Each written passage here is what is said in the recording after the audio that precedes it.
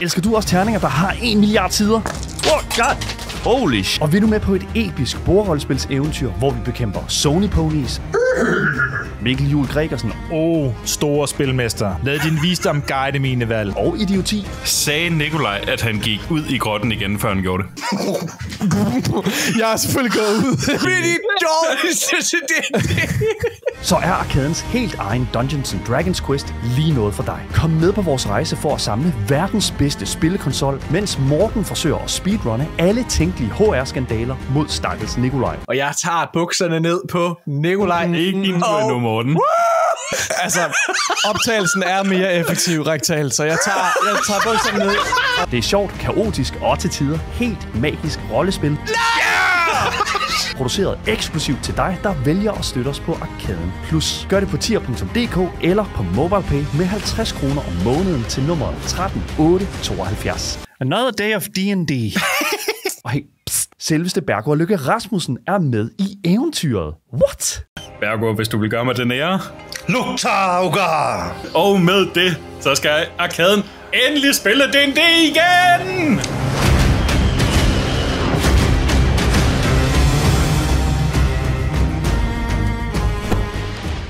Evening, John. Evening, Jimmy. Noise complaint. Noise complaint. Buckle up, bucklehead.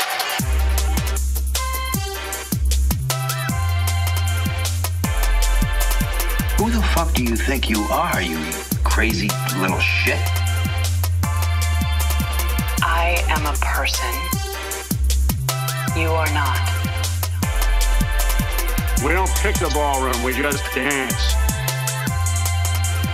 You're going out there to destroy them. That's the plan. You have my word on it. All right, I'm in. Hello, Betas! Velkommen til Beta Critic. Mit navn er Jacob E. Hinchley, og det her det er en podcast, der anmelder film og tv-serier. Og i det her afsnit, der anmelder vi den biografaktuelle og formentlig allerede kæmpestore danske komediesucces, Den sidste viking af Anders Thomas Jensen, med fordi han går lidt ud for sin comfort zone, Mads Mikkelsen og Nikolaj Likås. Og så ser vi på en af de mest legendariske manusforfattere nogensinde, Shane Black, der er aktuel med en ny film, der er landet direkte på Prime. Det er en actionkomedie, og her må jeg slå titlen op for 4. gang bare på en time, fordi den er så skidt, at jeg glemmer den konstant. Den hedder Play Dirty. Og den her gang, så er jeg så heldig, at jeg har fået besøg af min bekendte og stand-up-komiker, Sofie Schreiber, også kendt som Sofie Skriver. Hej Sofie, og velkommen til. Jeg valgte at skrive, da jeg skrev mit manus i går aftes, bekendte, for jeg synes, det var lidt for tidligt at skrive gode ven. Okay. Det bliver lidt sådan en floskel, som min gode ven, og folk sidder derude og tænker, nej Jacob, så mange gode venner har du ikke. Nej. Så det er det, vi er landet på. Hvor er jeg glad for, at du gerne vil være med? Jamen det er jeg også. Jeg er utrolig glad for, at du spurgte. Jeg vil kalde dig min Insta-ven. Insta-buddy. Ja, helt klart. Og du fortalte mig, jeg ved slet ikke, om vi må afsløre det her. Grunden til, at jeg lærte dig at kende, det var fordi, at jeg fik dig anbefalet til en anden podcast, jeg laver, der hedder Dommerne. Tidligere kendt som Dårligdommerne. Du har været med. Det føles allerede som et hav af gange. Måske 2 eller 3 gange. Og så skriver du lige pludselig til mig, at vi faktisk har mødt hinanden for længe siden. Ja. Og lytteren skal lige vide, at jeg jo prøvede at blive manusforfatter og instruktør for... Fuck, Sofie, det er allerede 12-13 år siden. Det er rigtig mange år siden. Hvor og der lavede jeg eller jeg var med til at lave en zombie-komediefilm, og du var på sættet, fortalte du mig. Ja, altså det er jo min søns far, som var rekvisitør på den film i tidernes morgen, og det var ude i det store metro. Ja. Det store indkøbs...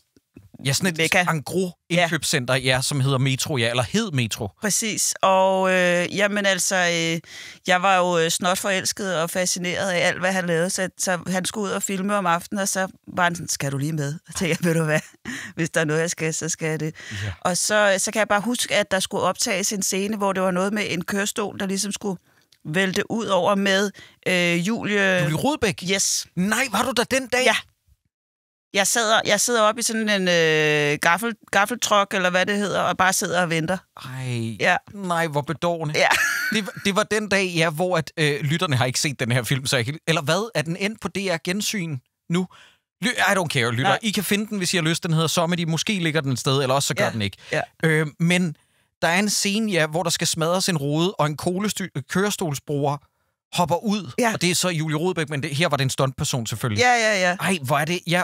Og grunden til, at jeg nævner det her, og lytteren skal lige få det slået fast med 7-tommersøm, det er ikke sådan noget med, at Sofie og jeg, sådan som jeg husker det, har kendt hinanden og snakket dengang. Overhovedet ikke. Du var der bare. Vi har bare været det samme sted. Ej, hvor er det... Men det Danmark er så dejligt. Ja. Et skønt lille land. Jamen, det er det.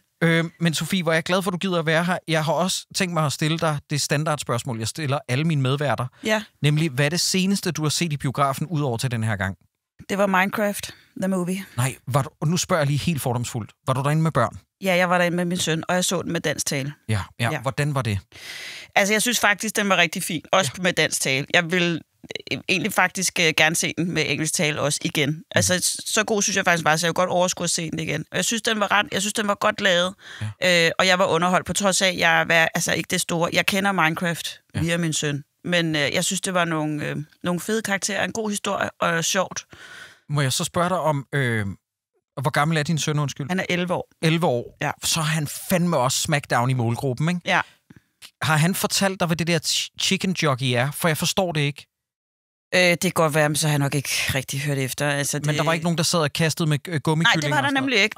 Ja, det er faktisk rent, når du siger det. Det kan jeg egentlig godt huske at nævne, men det var der ikke noget af, vil jeg sige. Så, men nu har vi i hvert fald fundet vores nye yndlingsbiograf. Vi var ude i Big Bio Nordhavn. Ja. Lækker. Så lækker. Kan vi lige lave noget reklame for den? Ja. Fortæl lige, hvordan den er. Jamen, det er så luksus. Altså, for det første vil jeg sige, man får jo nærmest en sofa hver. Ja. Og så er der de der elektroniske knapper, så du ligesom kan finde en sædestilling. Og så er der en holder til popcorn, som er lavet til popcorn. Lige præcis. Altså, det er ikke sådan noget med, at du sidder og fedter med popcorn ned i en holder, der skal holde en dåsebaj eller sådan noget. Nej. Og du skal ikke fedt med noget i skødet. De har tænkt over det. De har været sådan, prøv at høre, I skal have arme og ben fri. Det skal være luksus, det her. Og det føles virkelig som en luksuriøs oplevelse. Så næste gang, jeg skal i biffen, eller det vil sige næste gang, så skal jeg helt sikkert derud. Nordhavn, Big Bio, Nordhavn, Herlev også for den sags skyld. Ja. Giv os nogle sponsorpenge, så gør vi gerne det her fremadrettet. Nu får I den her gratis. Ja. Bare lige så, nu får I en taste of, hvor fedt det er at blive blogget Betacritic. Jeg har også skrevet her, der er simpelthen noget, som jeg skylder dig som den første. Ja. Og det er, jeg vil jo ikke farve lytteren for meget fra start af, med hvor vi er på vej hen. Nej. Men grund til, at jeg elsker Betacritic og lave det er jo fordi, at jeg selv kan booke mine gæster. Jeg er selv redaktør nu, så jeg kan selv vælge de titler. Ja. Som vi skal tage os af. Uden at afsløre for meget her fra start, så kan jeg sige, at jeg har derfor også været så heldig kun at kaste mig over titler, som jeg ser frem til, og som jeg glæder mig til, fordi jeg synes, de ser spændende ud. Du har simpelthen været så uheldig, Sofie, at jeg har booket dig til den første gang, hvor jeg er vred. Ja, det korteste strå har jeg trukket. Ja. På 2 titler, og vi skal nok komme til, hvorfor, lytter. Men det ligner bare ikke mig. Det er det, jeg gerne vil sige fra start. Det ligner ikke mig at booke en gæst til at sige, kom, lad os komme ind og skide på nogle film. For det havde jeg virkelig ikke lyst til. Men det var også der, hvor jeg blev i tvivl. Jeg skulle lige være sikker på, at det var den podcast. Ja, jeg kan godt forstå det, fordi, og det er vitterligt ikke, fordi at jeg havde troet, at de her ville være det, som de var af kvalitet. Men undervældende, så tror jeg ikke, jeg har sagt for meget. Men Sofie, inden vi kommer i gang, synes jeg også lige, du skal have lov til at sige, hvad har du gang i nu? Hvordan går det med dit show? Jamen altså, det går rigtig godt. Nu har jeg jo fået lavet det et par gange. Jeg har været ude i Rødovre på Viften og lavet det for 100 skønne mennesker, og så har jeg været en tur i Kolding på Toppers også, og lavet det for nogle dejlige publikummer der. Og så i morgen er det fredag og efterårsferie, og der skal jeg simpelthen spille det en hel uge, hver dag kl. 16.30 inde på en rigtig jazzet bar, der hedder La Fontaine. Ja. Og jeg synes, det går rigtig godt. Altså, jeg glæder mig bare til, at jeg skal... Nu har jeg lavet en lidt kortere version af det. Så det er under en time? Ja, sådan 55 minutter. Okay. 50 minutter. Ja. Sådan noget. Og når du siger, det er på La Fontaine, den mest jazzede bar, er det så det, der hører under op-festivalen? Det er jo så hele den her store comedy-festival. Det er en af scenerne, ja. Og den ligger jo lige ved siden af Comedy Zoo og Undergrunden. Og så er der jo alt sammen i en radius af... Jeg ved ikke, jeg er ikke så god til det der med kilometermåling, men lad os sige, inden for en 10, 15, 20, 50 meter kan du finde rigtig mange steder at se comedy. Ja. Så lytter, der er ingen undskyldning. Og så vidt jeg husker, er grebet ikke med op-festival, at alting koster 100 mand? Jo. Yes, skide godt. Så er der ikke nogen undskyldninger. Så se det, og så vil jeg også gerne lige sige noget med hensyn til podcasten. jer, der støtter os inde på Tier, det er super dejligt. Man kan støtte os med et fast beløb, som bliver trukket hver gang, der kommer et nyt afsnit af podcasten. Eller man kan støtte os ved at købe noget merchandise inde på geeked.dk. Det er geed.dk, hvis man gerne vil gå i noget fed Arkaden eller Betacritic merchandise. Og så, Sofie, lad os så komme i gang med, hvad end det her bliver. Ja.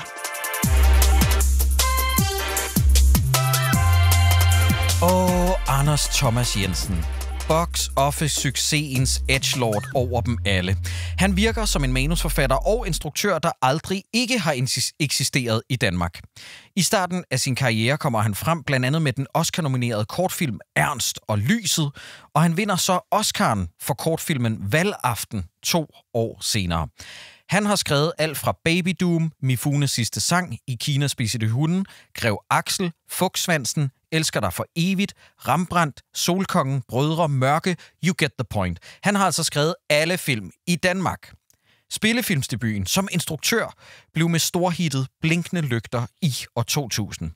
Siden fulgte De grønne slagtere, Adams æbler, Mænd og høns, du ved, alle sammen yndlingsfilmene hos den mest anstrengende ven i din vennekreds.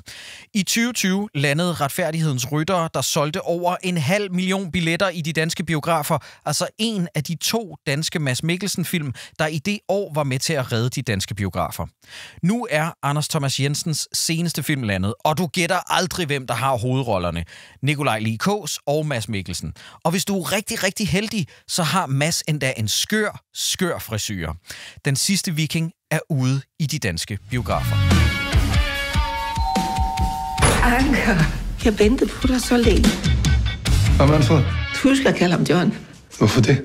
Altså, du er nødt til at kalde ham John. Sidste uge, der glemte jeg det, så stak han simpelthen en kødgaffel i låret. Hvorfor fanden vil du hedde John? Fordi jeg er John. Men hvorfor er du John? Men hvorfor er du Anker? Dissociativ identitetsforstyrrelse. Hvor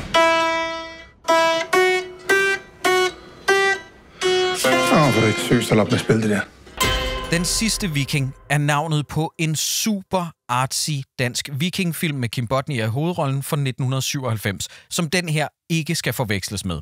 Den sidste viking, anno 2025, handler om Nikolaj Lie Kaas, der spiller den kriminelle Anker, der har stjålet en masse penge. Inden han bliver hentet af politiet, så beder han sin bror, den lettere tilbagestående Manfred, spillet af Mads Mikkelsen, der... Nej, hvad? Han havde en skør frisyre, om at begrave pengene et hemmeligt sted. Men da Anker bliver løsladt mange år senere, så har Manfred haft en lidelse, der nu gør, at han tror, han er John Lennon. Jeg ved ikke helt, hvor meget det her, der er ment gravalvorligt, fordi det virker ikke rigtigt, som om han egentlig tror på, at han er John Lennon, men det spiller filmen nogle gange ind i, men nogle gange ikke. Men for at spille ind i Manfred, nu Johns psyke om, at han tror, at han er John Lennon, og få fortalt, hvor skatten ligger begravet, så tager Anker og broren ud til deres barndomshjem og får hjælp af en psykiater, Lothar, spillet af Lars Brygmann. Og i barndomshjemmet bor ægteparret Margrethe og Werner, spillet af henholdsvis Sofie Gråbøl og Søren Malling. Og så kommer der også en svensker med, så vi kan få nogle støttekroner derfra. Nicolas Bro spiller gangsteren Flinke Flemming, og bare rolig, der skam også en rolle til Lars Rante, hvis du nu gik og var bange for, at han ikke var med. 90% af Den sidste viking udspiller sig på landet i deres barndomshjem, og det er et psykologisk drama møder familiedrama, og selvfølgelig også blandet med sort komik, for det er jo Anders Thomas Jensen. Og hvis der er handicappede, økonomisk udsatte, nydanskere, selvmordstruede personer og eller bare generelt kvinder med, så bliver de udstillet, udskammet og karikeret fremstillet, fordi det er, ja, som sagt, en film af Anders Thomas Jensen. Hvorfor sparke opad, når det er meget, meget nemmere at træde på nogen, og de skal gerne helst ligge ned. Så ja, Den sidste viking er en slags De grønne slagtere, men hvor Mads Mikkelsen den her gang spiller den tilbagestående. Og det er en slags blinkende lygter, men den her gang sat i et barndomshjem i stedet for en nedlagt kro. Anders Thomas Jensen har, hvis du spørger mig, været her før, faktisk ikke bare én gang før, men en del gange. Eller har han? Sofie, jeg starter lige med at spørge dig. Var der noget i Den sidste viking, der virkede nyt? Lad os starte med det. Nej, det synes jeg ikke. Nej. Okay. Altså, jeg har skrevet i mine noter, velkommen til De grønne slagtere 2. Yes. Ja. Nå, men det er ikke mig, der er skør, vel? Det her, det føles virkelig som om, at han bare træder ved. Og det er det, hvis jeg lige starter med en lille rant igen. Ja. Det er faktisk det, der ærger mig mest over, hvor vi er med Anders Thomas Jensen anno 2025, fordi jeg kan rigtig godt lide Blinkende lygter. Ja. Jeg synes stadig, det er en af de bedste danske film i nyere tid. Det indrømmede det også en del år siden, jeg sidst har set den, men det er mest, fordi jeg er bange for, hvis jeg ser den igen, at jeg så bliver vred på den. Ja. Men jeg synes, det, der var så forfriskende ved Anders Thomas Jensen, det var, at han lånte meget fra Tarantino i en periode, hvor jeg synes, dansk film bare var meget, har du også været i seng med Lars film. Ja. Så det var fedt, at der var noget vold og noget sort komik og nogle one-liners. Jeg synes bare, problemet er, at han har glemt at udvikle sig i løbet af de sidste 25 år. Så allerede da især Retfærdighedens Rytter rammer, så var jeg sådan, jamen det er jo bare blinkende lygter igen. Hvad er det, folk så godt kan lide ved det her? Og nu med den her, jeg skal være ærlig at sige, jeg har ikke set Mænd og Høns, fordi jeg synes, den så for irriterende ud. Ja. Men nu når den her kommer, så er jeg sådan, okay, jeg føler ikke, det er mig, der er ekstraordinært gammelmandsvred. Jeg synes bare, at han træder vandet med de samme tematikker og de samme type figurer. Ja. For start lige med at fortælle, fordi du kunne ikke komme med til pressevisning. Nej. Hvordan så du den her? Jeg sætter lige scenen. Ja. Klokken er 9:30. Jeg tager i Dagmar Bio. Det er tæt på, hvor jeg bor. Jeg har lige fyldt min søn i skole, så jeg tænkte, jeg tager en morgenvisning. Og jeg befinder mig i en lille biograf oppe i hjørnet med intet ringere end en croissant og en latte. Ej, hvor dejligt. Nej, hvor godt. Og ind kommer der 2 andre gutter med croissant og latte, sætter sig ved siden af mig, så jeg havde det som om, nu sidder vi 3 anmelder på en linje. Yes. Og så gik jeg jo til at... Så tog jeg ligesom mine filmanmelder og briller på, og var lidt forbeholden. Men var også sådan lidt... Altså, det er jo ikke fordi, man kan sige, at Anders Thomas Jensen laver dårlige film. Det er bare netop det der med, at jeg havde en forventning om, nu skal jeg se noget, jeg på en måde godt ved, eller har set før, på en eller anden måde. Ikke? Ja. I hvert fald så synes jeg, at det er sådan lige, når filmen går i gang. Jeg vil da lige sige, altså, man må vel godt rose det her intro med, der kommer den her sådan lidt, hvad kalder man det, en prolog med det her viking... det er simpelthen en animeret intro, som er lavet lidt som et skyggespil, hvor jeg sad og tænkte, okay, det er faktisk... Nej, ved du hvad? Så går jeg lidt tilbage på det, jeg sagde. Jeg synes faktisk, at det er det mest nyskabende. Ja. Og hvis der er en animeret sekvens i Mænd og Høns, så fuck mig, for det ved jeg ikke. Men lige her sad jeg og tænkte, gud, hvad er det lugter af? Ja. Er det noget nyt i hans univers? Ja, det synes jeg var lidt spændende. Men så er det, altså, som jeg også siger, så det første, jeg skriver efter, der er jo ikke gået ret mange minutter, før jeg skriver, velkommen til Grønne Slagter 2. Yes. Nu har du en pølse på hovedet igen, Svend, Manfred nu, John. Og så kommer Trines mor også, og sidder og ryger en cigaret inde i lejligheden. Så ja, det var det. Men altså, jeg har siddet og talt... Fordi det, der jo også er med Anders Thomas Jensen-film, som er min aversion at gøre, jeg bliver lidt forbeholden, det er, at jeg har jo mange komikerkollegaer, som er store fans af Blinkende Lygter og stort set alt, hvad Anders Thomas Jensen har lavet. Og det er ligesom om, at der er en sportsgren, der hedder citer så meget som muligt. Hvis du ikke har noget at snakke om, citer en Anders Thomas Jensen-film. Og så var det bare, jeg gjorde mig klar til, nu skal jeg se at høre alle de der citater, som jeg skal høre 1 million gange igen frem mod næste Anders Thomas Jensen-film. Ja. Kom der nogen? Jamen altså, nu skal jeg lige se. Jeg har skrevet noget her, som jeg faktisk var lidt overrasket over. Ja. Det er, at han bliver underligt selvrefererende. Ja. Der er jo en kommentar, som jeg kan huske, at mange ytrede i gymnasiet, da Blinkende Lygter var hot commodity, at folk sagde lortespasserbus. Ja. Her bliver der decideret sagt spasserbus på et tidspunkt, hvor jeg sådan, det bliver lidt navlepillende. Jeg vil sige, nu gokker jeg lige mig selv lidt, apropos selvgokkeri, Sofie. Ja. Fordi jeg har faktisk forberedt et lille indslag. Okay. Jeg scrollede tilbage i min Instagram-historik, hvor jeg lavede et spoof på et draft, der var blevet lækket for Den Sidste Viking. Ja. Da jeg tjekkede tilbage, og det her, det har jeg gjort, da de første billeder fra sættet blev offentliggjort den 28. august sidste år, altså 2024. Mm. Og nu vil jeg gerne have, at du spiller det sammen med mig. Jeg har skrevet en lille udgave. Du skal selvfølgelig nævne det, der er highlightet med grønt. Og du skal også læse regibemærkninger. Det var sådan her, jeg forestillede mig, manuset blev. Og jeg starter. Jeg spiller Mads Mikkelsen. Mads Mikkelsen, og her indrømmer jeg gerne fra start, det her, jeg har taget mest fejl i min forudsigelse. Jeg har skrevet Mads Mikkelsen, der spiller træmand, som danske anmeldere kalder for et decideret nybrud. Jeg siger, jeg har lige skudt et par koer. Så kommer jeg ind som Nicolas Bros figur. Køer. Det hedder køer i flertal. Nikolaj Lie K's figur kommer ind her og siger, hvorhenne er der kø? Random svensk figur. Så er der også svensk støtte. Men det tykker jeg. Mads Mikkelsen siger, hvem kalder du tykke? Så kommer Lars Brygmann, sidder ved en computer. En pisse lorte brud computer. Bodil Jørgensen og Sofie Gråbøl taler med jysk dialekt. Hele Danmark skider i bukserne af grin. Ja. Det var det, jeg havde forestillet mig, der ville ske med den her film. Og nu sad jeg gjorde nøjagtigt det samme som dig, da jeg var til pressevisning. Ja. Jeg sad bagerst, så jeg kunne tage noter uden at forstyrre nogen. Ja. Og den udveksling, der resonerede mest for mig, har jeg skrevet ned her. Ja. Sofie, der er på et tidspunkt, fordi jeg kan sætte flueben ud fra, at min fordom om, at der vil være en random svensk figur med for at få svenske støttebrugere, den er der. 100. Flueben ud for den. Ja. Den har faktisk sjældent været der så meget. Den var der virkelig meget. Som den har været i den her film. Ja. Der kommer en udveksling mellem ham, og jeg mener, det er Mads Mikkelsens figur. De snakker nemlig om, hvordan man spiller godt guitar, og så siger den svenske figur, hemmeligheden er at tænke som en bæver. Ja. Så siger Mads Mikkelsen, at bæver er gode til at spille guitar, og så siger han, ingen er bedre. Jeg skød min første bæver, da jeg var 3. Altså, det er nærmest en til en. Det her, det er på en måde værre, end det, jeg har skrevet. Altså, jeg kan ikke forstå, hvordan, fordi så læser jeg kraftstejs med Politikens overskrift i dag på deres anmeldelse, ikke? Ja. Og Politiken har skrevet i deres citat, det forløsende er Anders Thomas Jensens grænsegeniale talent for absurde dialoger. Hvor det er sådan absurde, ja, men jeg skød en bæver, da jeg var 3 år gammel. Er det grænsegenialt? Altså, jeg forstår det. Du er fagperson her, som komikernes repræsentant. Var der noget, nu spørger jeg lige på en anden måde, var der noget, hvor du grinede med hjertet? Ja. Okay, godt. Det vil jeg gerne høre om. Det har jeg noteret, jeg skal lige se. Det går lidt tid, før der egentlig kommer en lyd ud af min mund. Og det er her, hvor det er, at de refererer til Sofie Gråbøls rolle, Margrethe, hvor hendes mand, Werner, afslører, at fordi hun fortæller jo meget om, at hun har været model og sådan nogle ting. Jeg vil faktisk godt lige sige, jeg er ret vild med Sofie Gråbøls rolle i det her.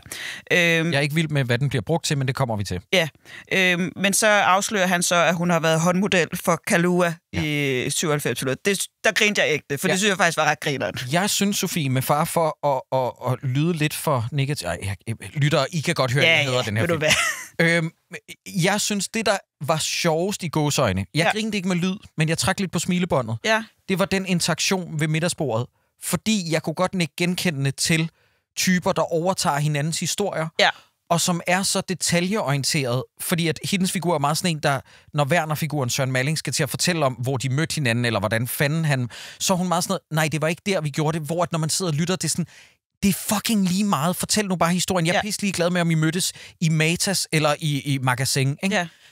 Så den del, lige præcis den interaktion, synes jeg virkede ægte, er måske så meget sagt, fordi det er stadig karikeret, men det var i det mindste et scenarie, jeg kunne forstå. Ja, det var i hvert fald væk fra det der sådan lidt påtaget, absurde, overvoldelige, altså også sproget i det hele taget. For en ting er, at der er en masse vold og blod og sådan nogle ting, ikke? Men sproget er også bare, når man sådan hører det, det er ret voldeligt det meste af tiden. Men altså, og det er jo også det, der er sådan lidt, fordi jeg kan jo godt se, altså man får jo lyst til at sige, det er også fordi Sofie Gråbøl, hun er bare skide god til at spille irriterende. Nej, det er ikke det. Hun er skide god til at spille Margrethe. Ja. Altså, og det synes jeg virkelig, jeg synes, det er en fed rolle. Også fordi, at den er sådan lidt, det er måske den eneste, hvor jeg er lidt i tvivl om, hvad hun er ude på. Ja. Fordi der er på et tidspunkt, hvor hun finder ud af, altså nu springer jeg lidt i det, men altså det her med, at hun finder ud af, at der er nogle penge ude i skoven og sådan noget, og man tænker, nu vil hun have fat i pengene, eller hvad vil hun, eller vil hun have fat i anker, eller hvad er det egentlig, hun vil? Den del af figuren var ret spændende. Ja. Hvis filmen havde tænkt til, og nogle gange bliver jeg lidt i tvivl om, hvor meget var intentionen bag hendes figur i filmen, fordi, og bare rolig lytter, der kommer et lille spoilersegment til sidst, fordi at hendes figurs, hvad skal man sige, afvikling, at det, som jeg ikke bryder mig mindst om, men endnu en gang kan sætte flueben ud fra, jeg synes, at Anders Thomas Jensen vender tilbage til for mange af de samme dårlige, platte punchlines. Jeg skal også lige sige, jeg synes ikke rigtigt, det er sjovt nok at dekonstruere en typisk håndlangerfigur, som for eksempel Nicolas Bro, der spiller Flinke Flemming, der slår folk, og så bagefter siger, undskyld, der blev det meget dramatisk. Det er sådan... Fordi at filmen gør det flere gange, og filmen bliver ved med at tro, at det måske er sådan noget 40% sjovere, end det er. Det er sådan så vildt, dekonstruerende, postmoderne er det heller ikke. Jeg snakkede med nogle af mine kollegaer i dag om en joke, som har siddet i mit baghoved, siden jeg så den her film, for jeg forstår den simpelthen ikke. Det er, at det her kollektiv af i gåseøjne mærkelige mennesker ude i det her barndomshjem, bliver ligesom sammensat af nogle andre, hvad skal man sige på en sød måde, sindslidende personer, der også tror, at de er Beatles-medlemmer. Ja. Og så lige pludselig, så kaster de så ud i en ABBA-cover-version. Ja. Og så spiller de en sang, og så, jeg tror, det er Søren Mallings figur, der siger, hvad fanden er det for noget mærkelig banansang, I har sunget? Og her blev jeg meget, meget i tvivl, men jeg har gået og tænkt over det. Ved du, hvad det er, jeg taler om? Ja, jeg er helt med på. Altså, jeg blev også forvirret, men det er jo... Altså, jeg har en teori, ja.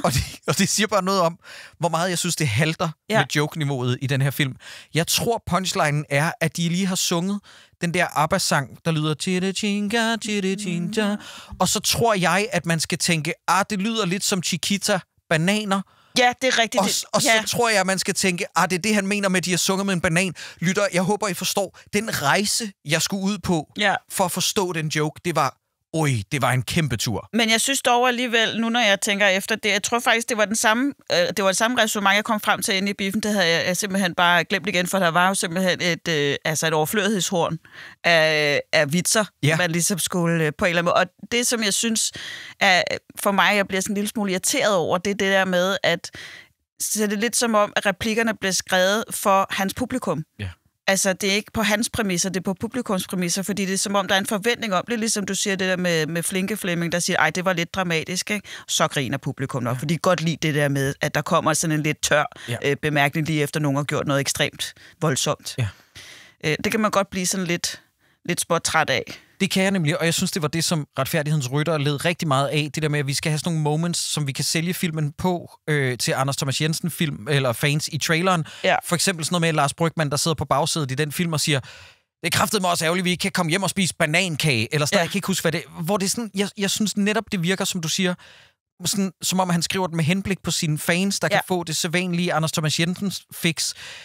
Jeg bliver også lige nødt til at sige, at det her det er et ultrakort sidespor, men jeg synes, det skal nævnes, lyttere. På det her tidspunkt, hvor vi indspiller, et par uger siden, at der blev lavet portræt/interview med Anders Thomas Jensen i Weekendavisen, hvor han har citatet, hvor er de yngre filmskabere, der skulle have slået mig og mine jævnealdrende af pinden? Og det fulde citat lyder sådan her, bare lige så folk ikke tror, vi tager det for meget ud af kontekst. Men hvor er de yngre generationer af filmskabere, der for alvor skulle have slået mig og mine jævnaldrende af pinden? De er endnu ikke braget igennem, og det er, tror jeg, fordi tiden er så tosset. De er hæmmede og bange for at træde forkert. Der er i branchen ikke råd til shitstorms eller udskamning. Folk er så opmærksomme på, at ingen må slå sig på det, der bliver lavet, og det gør det jo helt umuligt at fortælle frit og vildt og legende eller nyt. Jeg synes lidt, han positionerer sig selv med den her udmelding, Sofie, som om, at det er sådan, men bare roligt, den tager daddy sig af. Ja. Og det er slet ikke sådan, altså, jeg hader ikke Den Sidste Viking, fordi jeg synes, den er sådan anti-woke eller boomeragtig. Jeg synes bare, det er sløjt og gennemtråle det samme materiale igen og igen. Jeg synes, det er uopfindsomt, og jo, måske lidt boomeragtig i den forstand, men jeg synes, jokesene er så half-assed og gammeldags. Ja. Men det er altså ikke, fordi jeg sidder og bliver ramt på, at den træder på alle de her woke leftist-typer. Det er slet ikke det. Nej, tværtimod, altså fordi jeg kan ikke sidde og kritisere ham for at tage det her tema op omkring det her med at have et traume, eller det her, der er jo en meget vidunderlig fast tema, der går igen med det her, som jo også er starten af historien, det der med, så er der en, der får hugget en arm af, så skal alle have hugget en arm af, så han ikke skal føle sig anderledes. Og det er jo meget det, der er med ham, Manfred, John, det er det der med, at han ligesom skal på en eller anden måde pakkes ind i noget, der gør, at han kan komme ud af sit, jeg ved ikke, hvad man skal kalde det, finde fred inde i sig selv. Og det, altså, der er, og jeg vil sige faktisk også især til sidst, så begynder der at komme så nogle af de der citater, ikke? Hvor der også på et tidspunkt, jeg tror, det slutter med at sige, alle mangler en fod, ingen mangler en fod. Altså, det er meget hele tiden det her med, at vi skal hylde de særlige, altså dem, der skiller sig ud og alle sådan nogle ting. Og det er jo fint, men det er jo også bare, det var nok også det første, jeg sådan skrev, det var også bare, at det havde jo været ret spændende at se den film, hvis det ikke havde været alle hans sædvanlige homies. Yep. Tænk, hvis det var, at det var Sofie Gråbøl, der havde spillet en af hovedrollerne. For eksempel, det kunne altså lige så vel have været Anker, som det kunne have været Manfred, ikke? Altså, eller tænk, hvis det havde været nogen ukendte, så tror jeg, at jeg havde taget historien ind på en helt anden måde. Ja, og det er måske også det, for det første vil jeg lige pointere, eller kommentere det, du sagde der, fordi jeg er helt enig med dig, og jeg synes også udgangspunktet om, lad os hylde det anderledes. Problemet er bare, at den her film Jeg hader udtrykket at blæse hamel i munden på samme tid, men det synes jeg vitterligt, at det er det, som den her film forsøger, hvor det er sådan noget med, lad os prøve at hylde dem, men lad os også lige lave alle jokes på deres bekostning. Ja. Og det synes jeg bliver sådan dualitet på en ret nederen måde, faktisk lidt selvmodsigende og dobbeltmoralsk. Og ja, altså filmen ender med, fordi at det er så meget velkendt territorie, så bliver jeg også nødt til at bruge en af de anmelderfloskler, som jeg ellers normalt hader. Jeg synes, den her film ender med at blive kedelig, fordi der er simpelthen ikke noget drive. Jeg synes ikke krogen om, at Nikolaj Lie Kaas figur skal finde pengene. Jeg synes ikke, det er spændende nok. Det der med, at vi er på den samme location hele tiden, så skal der altså ske meget flere spændende ting her, og det gør der ikke rigtigt. Nej. Der er nogle trier i blandt dem, de bliver lidt sure på hinanden, så der er en, der kører væk, kommer lidt tilbage igen senere. Jeg har et kæmpe problem med, at jeg ikke forstår, hvad Mads Mikkelsen siger halvdelen af tiden, og nu kommer der måske der, hvor vi bliver allermest uvenner. Ikke bare mig med dig, Sofie, men mig med alle vores lyttere, fordi det her, det svarer til, ja, det ved jeg fandme ikke, hvad det kunne være. Det svarer jo nærmest til at kritisere Keanu Reeves, men i dansk kontekst. Jeg synes simpelthen, Mads Mikkelsen er dårlig i den her rolle. Jeg synes, det her, det er hans Cuba Gooding Jr. i Radio-filmen, som var en meget udskammet film, hvor at Cuba Gooding Jr. spillede en handicappet person, og det endte med at virke som om, at han gjorde grin med handicappet, fordi at han spillede så meget ved siden af skiven, ikke? Jo. Jeg ved ikke, hvad fanden det er, de har tænkt på med Mads Mikkelsens præstation her. Jeg synes, den er fuldstændig ved siden af skiven. Jeg synes, den er utroværdig. Jeg synes, den er super karikeret, og jeg synes, den er nedladende. Det er # bare min mening, og jeg ved godt, at nævne noget som helst negativt om Mads Mikkelsen, det er lige med altså nærmest at blive udstemt for det danske samfund. Og det her, det har ikke noget at gøre med Mads Mikkelsens personlighed i virkeligheden. Han virker som alle tiders type. Det er slet ikke det. Jeg synes, hans spil her er super innoverende. Jeg synes, der er flere, der lider den. Ja. Jeg synes faktisk også, at det der med at se Nikolaj Lie Kaas i den der, hvad hedder det? For det første en mand, der ikke kan styre sit temperament, og han er sådan ligesom den der første elsker, manden mod systemet, manden, der skal lede efter penge, der er nogen efter, man skal også redde sin bror, skal redde ligesom det hele, og han har de der alvorlige øjenbryn hele tiden. Jeg føler, når jeg ser filmen, at jeg kan se, hvornår at de har sagt cut. Altså, du ved, vi tager den her scene, så nu skal du være mærkelig, Mads Mikkelsen, og værsgo, og cut. Ja. Og så er han ud af karakter igen. Ja. Det er ikke, jeg ser ikke method acting for fuld udblæsning. Nej. Og det er måske også fordi, jeg kan ikke huske, hvor jeg har læst det hen, men jeg har læst det et eller andet sted, at nogle af de der mange film jo også nogle gange er blevet lavet lidt som en undskyld for, at gutterne kan blive samlet og have det grinerne. Det har han decideret sagt i det citat. Det er bare sådan noget, jeg er en tryghedsnarkoman, siger Anders Thomas Jensen i det der interview, og jeg kan bare godt lide de samme ting, og det er måske ikke så godt her. Nej, men som jeg kommenterede jo også, fordi du havde lagt den der op på med Anders Thomas Jensen citatet, og for mig er det bare sådan, det bliver så privilegieblindt, som det overhovedet kan være, og det er ikke, altså, respekt til kunsten og alt sådan ting, men jeg synes, det er decideret tarveligt sagt. Altså, ja, især det her med, altså det vi lytter, det citat, jeg delte, det var den der overskrift for Weekendavisen. Jeg læste hele artiklen bare for at sikre mig, at det ikke var for meget ude af kontekst. Ja. Men det der med, hvor den unge generation, hvor det sådan, hvor jeg også sidder tilbage, det tror jeg også, jeg skrev til dig, Sofie, det der med, jamen det er jo nemt nok for ham at sige, hvor er de henne, når han sidder på al mediestøtten. Præcis. Når han tager alle de samme store skuespillere hele tiden. Og så, jo, man kan så sige, i sidste ende er det måske et nødvendigt onde, fordi jeg har en formodning om, den her skal nok snilt sælge 300.000 billetter. Snilt. Det tror jeg godt, den kan, men jeg må bare indrømme, den ramte mig ikke. Og så synes jeg også, at det er desværre lidt ærgerligt, hvor meget den taler ind i den udenlandske presses roser af den her film, fordi den har været vist i udlandet allerede. Den udenlandske presse er rigtig glad for dem, og jeg tror ikke altid, at den udenlandske presse ved, hvor meget vi egentlig bare ser. Hvor lille et land vi kommer fra. Ja, men også det her med, at for dem er det så, du ved, så esoterisk og så spændende og nyt og fremmedartet, men for os er Mads Mikkelsen og Nikolaj Lie Kaas i en komedie jo lige så vant som at se for dem Kevin Hart og Mark Wahlberg i en komedie. Ja. Du ved sådan, der er slet ikke noget nyt ved det. Overhovedet ikke. Jeg synes, den her film er, jeg kan lige så godt sige det, og det er meget, meget sjældent, jeg bruger det her i Beta Critic. Jeg synes, det er en rigtig, rigtig skød film, det her. Yeah. Og jeg blev faktisk virkelig vred, og jeg er blevet vredere, som dagene er gået, efter jeg har set den. Jeg vil gerne have lov lige at fremhæve vedkommende, som har været fotograf på den. Ja. Og klipper for den sags skyld, fordi det er fisk med en flot film. Altså, den er virkelig godt lavet. Men altså, at se Mads Mikkelsen rulle ud af en bil, og lande oven på en bil. Og alle de der ting. Altså, det er sådan lidt... Jeg føler bare... Og det er ikke til klipperne og fotografen, det er til instruktøren. Jeg føler, at der er nogen, der sidder og gokker. Ja. Gokker over. Hvad kan vi mere smide ind af voldelige ting? Og aggressivitet, og folk, der ikke kan styre deres temperament, og har brug for at udtrykke deres følelser i vold. Og det bliver meget toxic på sådan en måde. Jeg forstår godt, de er ramt indeni, og de er i stykker, og alle sådan nogle ting. Men jeg ved ikke... Fordi jeg føler også, at jeg godt kan sætte ansigter på det primære publikum til den her film. Og jeg tror ikke helt, at det bliver... Altså, det er ligesom om, det bliver hyldet mere, end det nok er intentionen, det her med, hvor voldeligt det egentlig bliver.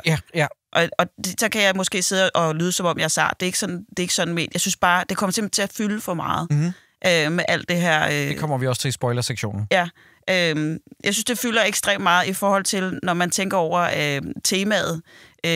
Faktisk er enormt spændende, men igen, det er det der med, jeg ville sådan ønske, at jeg havde set nogle andre i de roller der, fordi så havde det været en helt anden film, og så havde det været... Fordi det er jo dystert. Det er jo også det, jeg kan ikke lige huske Mette Høs. Jeg tror, jeg har set noget sådan, men den har jo også retfærdighedens rytter og alt det, men han har jo det der med det dystre tema. Nu læste jeg lige, jeg følger, er det på Ekstrabladet, René Fredensborg, der anmelder. Og nu er det ikke, fordi jeg skal kaste ham under bussen. Eller det var faktisk mere, fordi jeg var lidt enig med ham. Han har nogenlunde samme lunkne... har han det? Ja, det har han. Var heller ikke sådan dybt begejstret over den her film. Men han skriver i et opslag, noget jeg lige har læst, at det er jo ligesom om, at det her med, at han tror, at Anders Thomas Jensen nok har et eller andet i sig, som han ikke har lavet endnu, som kunne være helt vildt fantastisk. Men netop det der med, at han er sådan en tryghedsnarkoman, der gør, at han bare laver det samme og det samme og det samme igen. Så jeg er sikker på, at det kunne blive, hvis han turde tage chancen, hvis han turde i stedet for at komme med en melding om, at hvor er alle de unge. Hvad med, Anders, at du lige går ud på filmskolen og finder dem? Præcis. Og giver dem en chance, og tager nogle chancer. Du har alle muligheder for at supporte, og så kommer der sådan en der vattet... Og please, lad være med at tage en, der ligner dig selv. Ja, altså, præcis. Det er bare det der med, altså, kom nu. Og det er jo måske også, fordi det er lige så meget, altså i den branche, jeg er i med stand-up og comedy og sådan nogle ting. Det er det der med, at vi er altså lidt malige herhjemme i Danmark. Vi vil helst have Mikke Øgendahl og Anders Matthesen og alle sådan nogle ting der, ikke? Altså, vi kan lide det, vi kender. Ja, ikke? Det skal være, som det plejer at være. Ja. Og det er ikke fordi, at jeg synes også egentlig, at det er jo... altså, jeg elsker også Lars Brygmann. Jeg synes, han er en fantastisk skuespiller. Jeg synes, det er en fed rolle, han har. Han er god til den. Jeg har bare set ham lave den 1000 gange før. Nu gider jeg ikke mere. Nej. Jeg vil se noget andet. Jeg havde det på samme måde. René Fredensborgs citat, som er hans one... Jeg synes, han giver den alt for meget, men det kan vi komme til lige om lidt, når vi uddeler stjerner. Han giver den 3 ud af 6, og hans citat lyder: der er vold og traumer for alle støttekronerne, men også genbrug og uforløste pointer om diagnosesamfundet. Helt enig. Helt enig med den udmelding. Og hvis det var det, han også havde sagt i sin anmeldelse, så er jeg også enig med ham i, Sofie, som du lige var inde på, at Anders Thomas Jensen har stadig et potentiale til at lave et vigtigt værk på et tidspunkt. Ja. Men jeg tror, det kræver, at han ser sig selv som, at han skal please sin fanbase lidt mindre. Ja. Prøve at gå lidt ud for sin comfort zone, og så også lave det med nogle andre. Prøve at mix it up. Ja. Fordi at den her film, den ramte fuldstændig ved siden af skiven for mig. Nå, lad os gemme resten til vores spoilersnak. Jeg synes, vi skal uddele nogle stjerner. Vi uddeler jo en valuta, som passer på den film eller serie, vi har set. Og jeg er simpelthen så uopfindsom, og jeg starter med at være den mest negative. Og det her, det er vitterligt, lytter, det mest negative, jeg nogensinde har været i Betacritic. Jeg har aldrig givet en film eller en serie, så vidt jeg husker i Betacritics levetid, det her antal. Jeg giver den 1 viking. Og jeg giver den 1 viking, fordi jeg gider ikke tænke mere ud af boksen. Nej. Den fortjener bare en viking, og jeg giver den 1, fordi jeg kan ikke engang på en god dag se, hvorfor den her den skulle have mere. Alt ved den irriterer mig. Undtagen, det vil jeg give dig ret i, de der små animerede sekvenser, som både er med i starten og slutningen, hvor jeg var sådan, hvad det lugter af? Er det lidt noget andet? Ja. Men jeg synes, det her, det var... Og jeg synes også, den var en kamp at komme hjem. Jeg synes 2 timer er alt for lang tid. I det her univers. Jeg sad og kiggede på uret vildt meget. Ja, det gjorde jeg nemlig også. Og det ligner ellers ikke mig til en pressevisning, fordi når du er biograf, så kan det mindste ikke second screene. Nej. Men det afholdt mig alligevel ikke lige fra at kigge på mit mobilur en gang imellem. Ja, men det var også fordi, jeg kunne ikke lade være med at tænke over det der med, hvornår er vi nået til en form for konfliktoptrætning. Hvornår er det? Der er nogle vendepunkter, men jeg er lidt i tvivl. Der har allerede været et vendepunkt. Så kommer der et mere. Ja. Jeg kan ikke...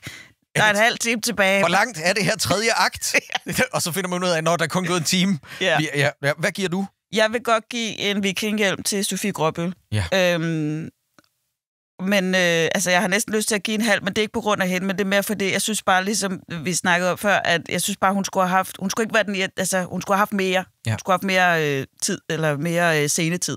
Du giver også kun én? Jeg giver 1 til Sofie Gråbøl, og så giver jeg en halv Vikinghjelm for animationen i starten. Og så, ved du hvad, jeg giver 2, fordi så får den anden halve, får fotografen. For jeg synes, det var flotte billeder. Jamen, så synes jeg også, det er fair, fordi at jeg har 1, du har 2, så mødes vi på 1,5. Ja. Og det er måske det, som den her film har fortjent. Ja. Så ja, det her, det er nok den laveste karakter, der er blevet udgivet i Betacritics historie, og den gik altså til Den Sidste Viking. Og nu kommer Julias, hvis det er hende, der klipper det sprøde røst ind og fortæller jer lyttere, hvad I skal springe frem til, hvis I ikke vil have spoilet et par. Det er lidt begrænset, hvad man kan spoile i en film som Den Sidste Viking, men vi tager alligevel en spoiler warning for god ordens skyld. Ja. Så nu kommer der et tidspunkt, I skal springe frem til, hvis I ikke vil have spoilet den her film. Spol frem til 00:48:56 for at undgå spoilers. Godt, nu har du fået en spoiler warning. Nu får du ikke flere advarsler. Vi er inde i spoiler-territorie om Den Sidste Viking. Jeg bliver nødt til at sige fra start, Sofie. Jeg fucking hadede den måde, Sofie Gråbøls figur bliver behandlet, fordi jeg vidste, at når vi befandt os i Anders Thomas Jensens univers, så ville det ende med, at det var den retning, den gik. Ja. Og det er som om, at han først prøver at lege lidt med forventningen om, fordi der har været sådan noget, all the woke leftist og alle de feminister, der var vrede over, at Sofie Gråbøl blev slået i blinkende lygter. Så skal hun have haven. Ja, og det sjove er, fordi først så leger filmen jo lidt med det.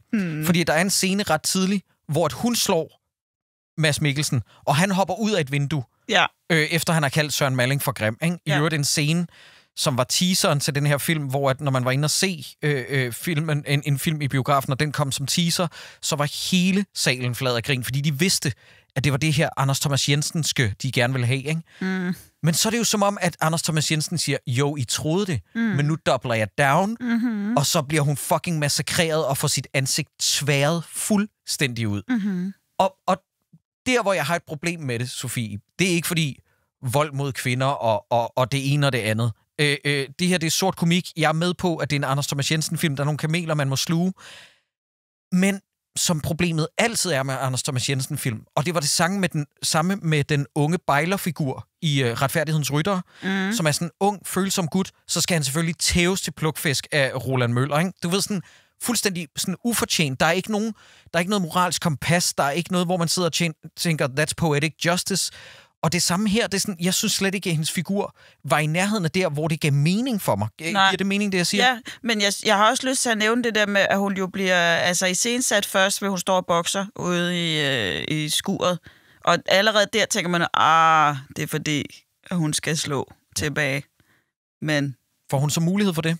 Jamen, så får hun jo så mulighed for at slå på Flinke Flemming, ikke? Men det virker jo så ikke. Nej, selvom man kan se, at hun slår en prober-næve, der er ikke nogen tvivl om. Og jeg sad virkelig og var sådan, og det var netop absolut ikke noget med vold mod kvinder. Det var mennesker mod menneske. Yes. Ja, og jeg havde bare, at hun ikke kunne få lov til bare blive tævløs. Kunne der ikke have været et eller andet sjovere tag på, at vi har sat hende op som slår en prober næve, så når endelig kommer til, at hun rent faktisk skal være en aktiv protagonist, som hun er i den her scene, så får hun heller ikke lov til at få det win, og så skal hun blive kvæst med en forhammer i ansigtet. Det glemte jeg faktisk til den spoilerfrie del af vores anmeldelse. Jeg synes faktisk ægte, at de praktiske effekter på hendes ansigt efterfølgende er ret godt lavet. Ja. Det var jeg faktisk nogenlunde imponeret over. Det er sjældent, vi får lov til virkelig at gøre det i Danmark. Så den del skal lige have ros lidt på bagkant. Men fuck, mand. Og jeg er ked af at sige, jeg synes også det der med, at vi skal have de der beats med, at fordi jeg ved bare, det er sådan noget her, hvor Anders Thomas Jensen, han har siddet og skrevet det, og så tænkt, men det er lidt ligegyldigt, hvor scenen går hen. Danskerne skal nok synes, det er sjovt. Det er den scene ude i køkkenet. Mads Mikkelsen kommer ind og siger, hold kæft, hvor er du grim til Søren Malling. Hvorfor er du sammen med sådan en grim idiot? Hun slår ham, han hopper ud af et vindue. Altså... Og ja, er det fordi, at han når at blive kaldt Manfred? Fordi det er jo lidt ligesom om det der er hele joken, der er, hver gang nogen kalder Manfred, så vil han slå sig selv ihjel. Agtigt. Ja. Hvilket også igen bliver sådan en ting, hvor det er, altså, når man siger en joke for mange gange, så ved alle jo godt, så bliver det, altså, det er ikke sjovt mere. Nej. Det var ikke engang sjovt anden gang heller. Ja, undskyld. Men det er jo så det her med, at fordi at Sofie Gråbøls karakter har jo så det her med, at hun har bildt sig selv ind, at hun er den smukkeste kvinde i verden. Hvilket faktisk er ret grineren. Altså, hun er sådan, og det er netop der, hvor der så kommer den her kommentar om, at hun har været håndmodel til en Kalua-reklame og stød. Og jeg kunne godt lide det her med, at hun er så indbilsk omkring, hvor smuk hun er. Ja.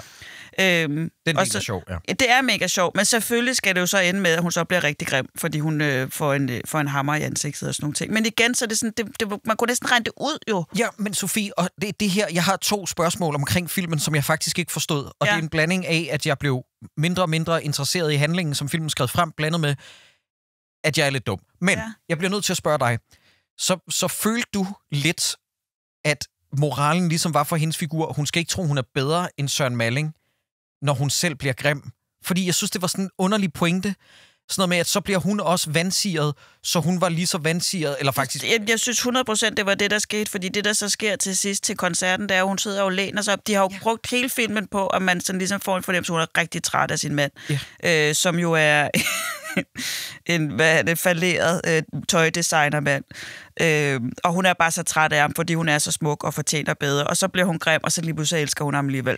Gider I lade være med at gøre mig dummere, end jeg er? Ja, og gider I fuck 100% af? Jeg synes også, det er vildt nedladende. Den anden ting, jeg ikke forstod, det er, at nu så jeg lige et interview med Mads Mikkelsen på Den Røde Løber til den her film. Og han virker som altid skudt. Det har ikke noget at gøre med Mads Mikkelsen personligt eller privat. Han bliver spurgt, hvem er mest delusional, tror jeg det er? Svend Sved eller Manfred? Og så siger han, Manfred er ikke delusional. Nej. Manfred lader som om, at han er John Lennon, fordi John Lennon er elsket af alle, og hvis han er elsket af alle, så vil hans bror Anker elske ham igen, hvor jeg er sådan, wow, det er slet ikke det, jeg får ud af filmen. Og det er ikke mig, der spiller flabet. Nej. Det er slet ikke den signalværdi. Og ved du, hvorfor det irriterer mig, Sofie? Nej. For jeg synes faktisk, den pointe vil være ret sød. Den vil være skøn, men jeg fik da 100% altså det der med, at afsløringen gik i den dag, John Lennon dør. Ja. Der dør Manfred og, Ankers far. Ja. Og der slår Anker ham faktisk ihjel. Og det var derfor, at han ligesom kalder sig selv for John, for at minde sin bror om nogle ting, altså give nogle hints, simpelthen en form for aktivering i det her, ikke? Jo. Det havde jeg slet ikke fanget. Men ja, det havde da været super smukt. Men og jeg tror måske, det er Mads Mikkelsen, der har læst mere ind i manuset for at prøve at skabe den her figur, som han har gjort det meget mere dynamisk, end det er. Ja, formentlig. Jeg hæftede mig ved et interview, hvor der Nicolai Likå snakker om, at Mads Mikkelsen kan jo simpelthen ikke tage noget tøj på, uden at se sej ud. Han ser jo bare sej ud, ligegyldigt hvordan man klæder ham ud. Det modbeviser den her film. synes, det ser så usej ud. Men, og ikke på en fed måde, men det er igen det der med, at jeg har ligesom den der følelse af, at de bare lidt, altså det har bare været endnu en dag på jobbet, hvor det bare, de har fået manus og sagt, nå ja, det skal bare være den der type, lidt eller det der, som du også lavede de 10 andre film. Ja. Men altså ja, det ville da have været smukt, hvis det var det, man havde opfanget. Det var bare slet ikke overhovedet det. Men jeg er egentlig også sådan lidt i tvivl, om jeg har set en... fordi jo, der er jo masser af sjove replikker, men det var lige før, jeg var sådan lidt, er det en thriller, eller er det en comedy, eller er det thriller, eller er det dark comedy, hvad er det? Hvad er det egentlig, det skal, alt det her comedy, det her? Fordi for mig bliver det også bare sådan lidt fyldt. Ja, og jeg har intet problem med at blande komik med thriller. Det er faktisk noget af det allersværeste, man kan gøre. Problemet er bare, jeg synes ikke, thriller-elementerne er fremherskende i den her film indtil vitterligt de sidste 20 minutter. Nej. Hvor at jeg synes, filmen har slet ikke bevæget sig i den tone. Nej, det har jo bare været voldeligt. Det har bare været voldeligt og sort komisk med plat og prut. Og selvfølgelig typisk Anders Thomas Jensens flashback til barndom. Ja, fordi... Det kan man ikke komme udenom. Nej. Man skal have flashback, og det er jo også der, hvor Lars Rante lige får lov. Og der er han jo, og der sad, og jeg sagde vitterligt til pressevisning, jeg var alene lytter, så eller nej, det var jeg ikke, men jeg sagde bare, yes. Ja. Jeg kom til at sige det højlydt, fordi selvfølgelig skulle han også være med. Det skulle han da, ikke? Den alkoholiske far, selvfølgelig. Hvad er det? Han er ikke dårlig, men igen, kan vi ikke prøve noget andet? Det er bare sådan, altså, Nå, undskyld, jeg har ikke andet til spoilersektionen, har du det? Nej, det tror jeg ikke. Jeg skal lige kigge, om der var et eller andet, når vi nu alligevel... så er det der... det der med, at der hele tiden skal være de her, sådan nogle billedsammenligninger, ikke? Altså, det er ligesom IKEA. IKEA bliver konstant nævnt, ikke? Fra Lars Brygmann, ikke? Ja.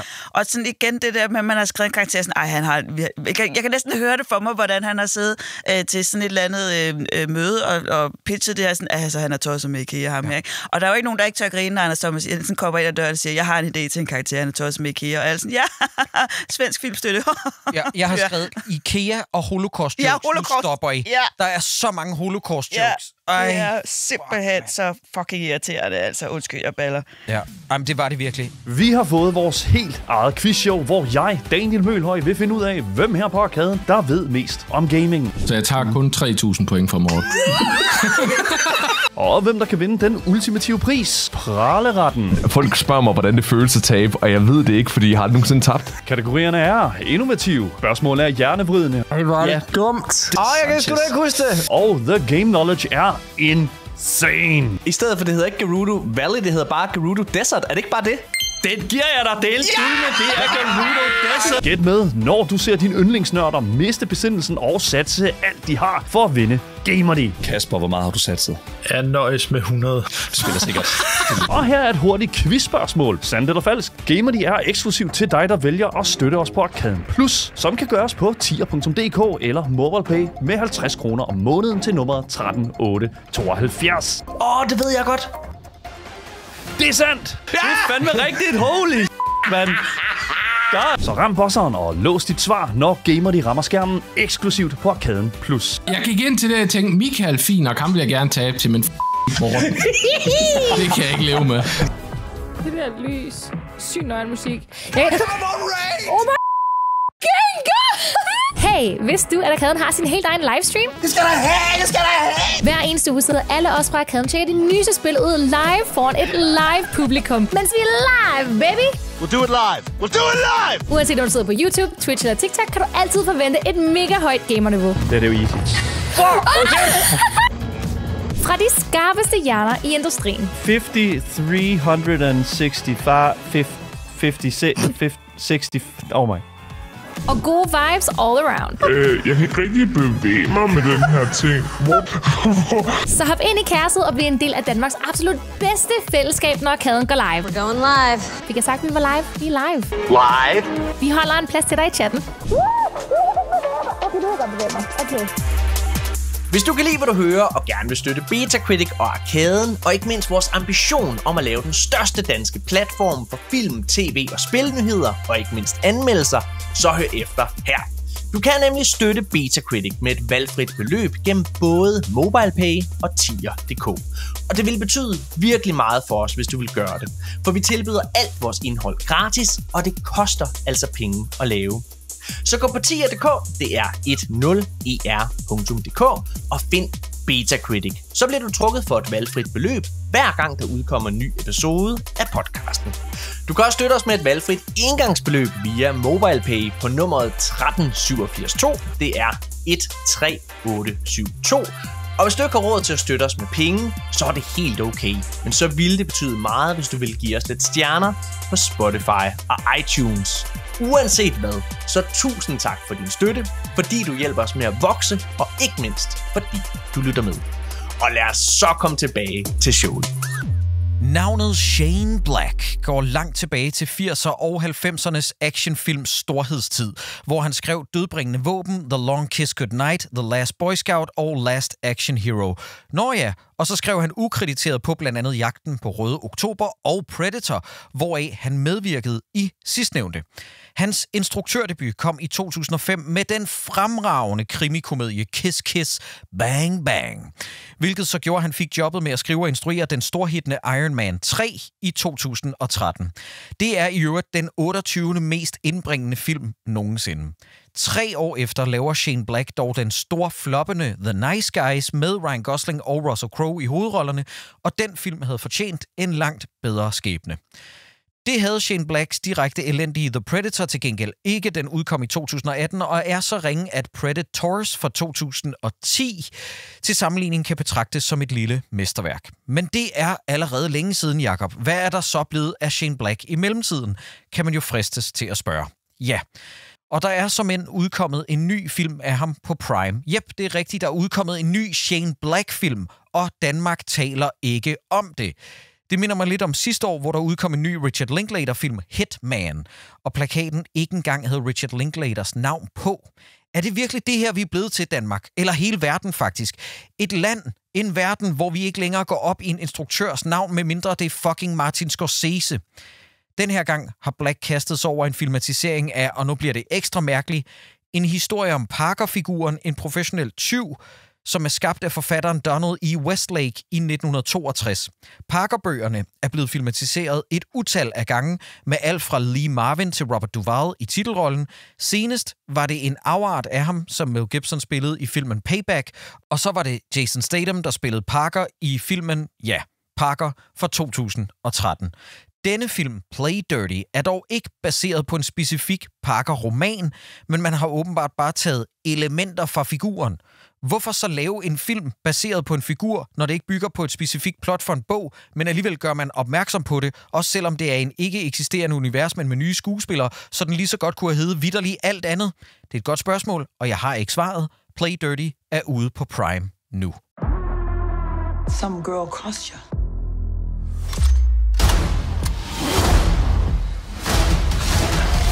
Just bad luck. Yeah, for her. What's the score? We're gonna rob an entire country. Sunken treasure, Parker. Worth $1 billion. You ever think maybe you just like stealing? Oh, well, only with you, my friend.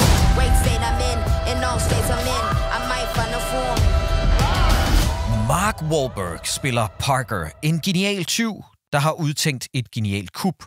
Eller det er det måske på papiret, men efter at alt går galt i første scene, så forrådes han af Zen, spillet af Rosa Salazar, og efter han har overlevet et drabsforsøg, så går han ind på et motel, hvor han har placeret noget backup i væggen på et af værelserne. Jeg forstod ikke rigtig, hvordan han har haft mulighed for at mure noget inde i en væg på et motel, men derefter så sætter han sig for at røve noget mere, fordi det er noget med et land, der vil have bjerget en skat, og så noget med et forbrydersyndikat, der hedder The Outfit, som ham, der leder forbrydersyndikatet, hedder Lucini og er spillet af Tony Shalhoub. I andre roller i den her film, Play Dirty, ses Keegan-Michael Key, Gretchen Mol og den Oscar-nominerede Lakeith Stanfield. Shane Black har sine sædvanlige præferencer og kendetegn med i de fleste af sine film. De skal ofte være neo-noir-film, der handler om privatdetektiver, og så skal de foregå under julehøjtiden. Den her film udspiller sig under julehøjtiden, bare så Black-entusiaster ikke bliver rasende og påstår, at vi ikke bemærkede den del. Sofie, er du bekendt med Shane Blacks andre værker og kendetegn? Ja. Ja, og nyder du ham normalt? Jeg har glemt alt om ham. Altså, jeg har set Dødbringende våben. Ja. Har du set Kiss Kiss Bang Bang? Nej. Okay, jeg er ked af at være den type, der siger, den skal du altså se. Ja, men det ved jeg, og det burde jeg have set. Men jeg har i hvert fald set Dødbringende våben, og dem har jeg jo set, da jeg har været barn. Ja. Og har nydt dem. Jeg har også set Payback. Mm. Jeg tror faktisk, jeg tjekkede lige igennem. Der er sådan ok mange af hans film, jeg har set, men som jeg sådan, altså hvis du skulle bede mig om at give et resumé, det ville jeg ikke kunne. Nej, okay. Det ville jeg simpelthen ikke kunne. Og jeg vil faktisk sige, at jeg har lidt det samme problem her. Altså, jeg var faktisk, jeg var lidt forvirret over hele handlingen, men jeg lagde mærke til, at det var jul. Yes, og det er jeg glad for, du gjorde. Så igen, den kan vi sætte flueben ud fra. Nu siger jeg lige noget, lytter. Jeg ved ikke, om det her det kom med, fordi du nævnte det til mig. Måske var det lige inden vi optog. Men Sofie, de 2 film, vi har valgt, ingen af dem er gode, og de har sært mange fællestræk. Ja. Fordi, ligesom med Anders Thomas Jensen, der har sin sædvanlige go-to-ting, så har Shane Black også sin sædvanlige go-to-ting. Det skal jeg da lige love for. Og det, som kendetegner Shane Black for mig, det er, hvis man hører en anden podcast, der laver, der hedder Hakkedrengene, der tager sig actionfilm, mange fra 80'erne og 90'erne, så gokker vi så meget til Shane Black. Han kan skrive one-liners som ingen andre. The Last Boy Scout er en af mine yndlingsfilm. Det er en film, der bare består af one-liners fra start til slut. Ja. Jeg kan ikke, om du så puttede en pistol mod min tænding, Sofie, nævne en eneste replik for den her film, som jeg kan huske. Hvor jeg tænkte sådan, det var en rigtig singer. Og jeg kan ikke forstå, anno 2025-udgaven af Shane Black skriver så vattet og tamt som den her. Og i øvrigt også Sofie. Ja. Og det kan være, at vi kommer til det mere, hvis du har noget til det. Shane Black udartede sig ved at være en af de definitive stemmer inden for actionfilm i 80'erne og 90'erne. Som er lavet med benzineksplosioner, praktiske effekter, før computergrafik. Ja. Der er vitterligt en scene i et snevejr, i en hytte, i en snestorm, hvor hytten er computeranimeret, og sneen er computeranimeret. Jeg var ved at lose my fucking shit, Sofie. Jeg kan ikke forstå, at vi er her i 2025. Nej. Jeg synes, Play Dirty, udover den har den mest generiske titel. Jeg laver ikke sjov, når jeg siger i introen, lytter, at jeg kan ikke huske titlen, uden jeg har den stående foran mig. Nej. Jeg fatter hat af, hvorfor den her film er blevet lavet. Ja. Hvordan var det for dig, undskyld? Jamen altså, det var...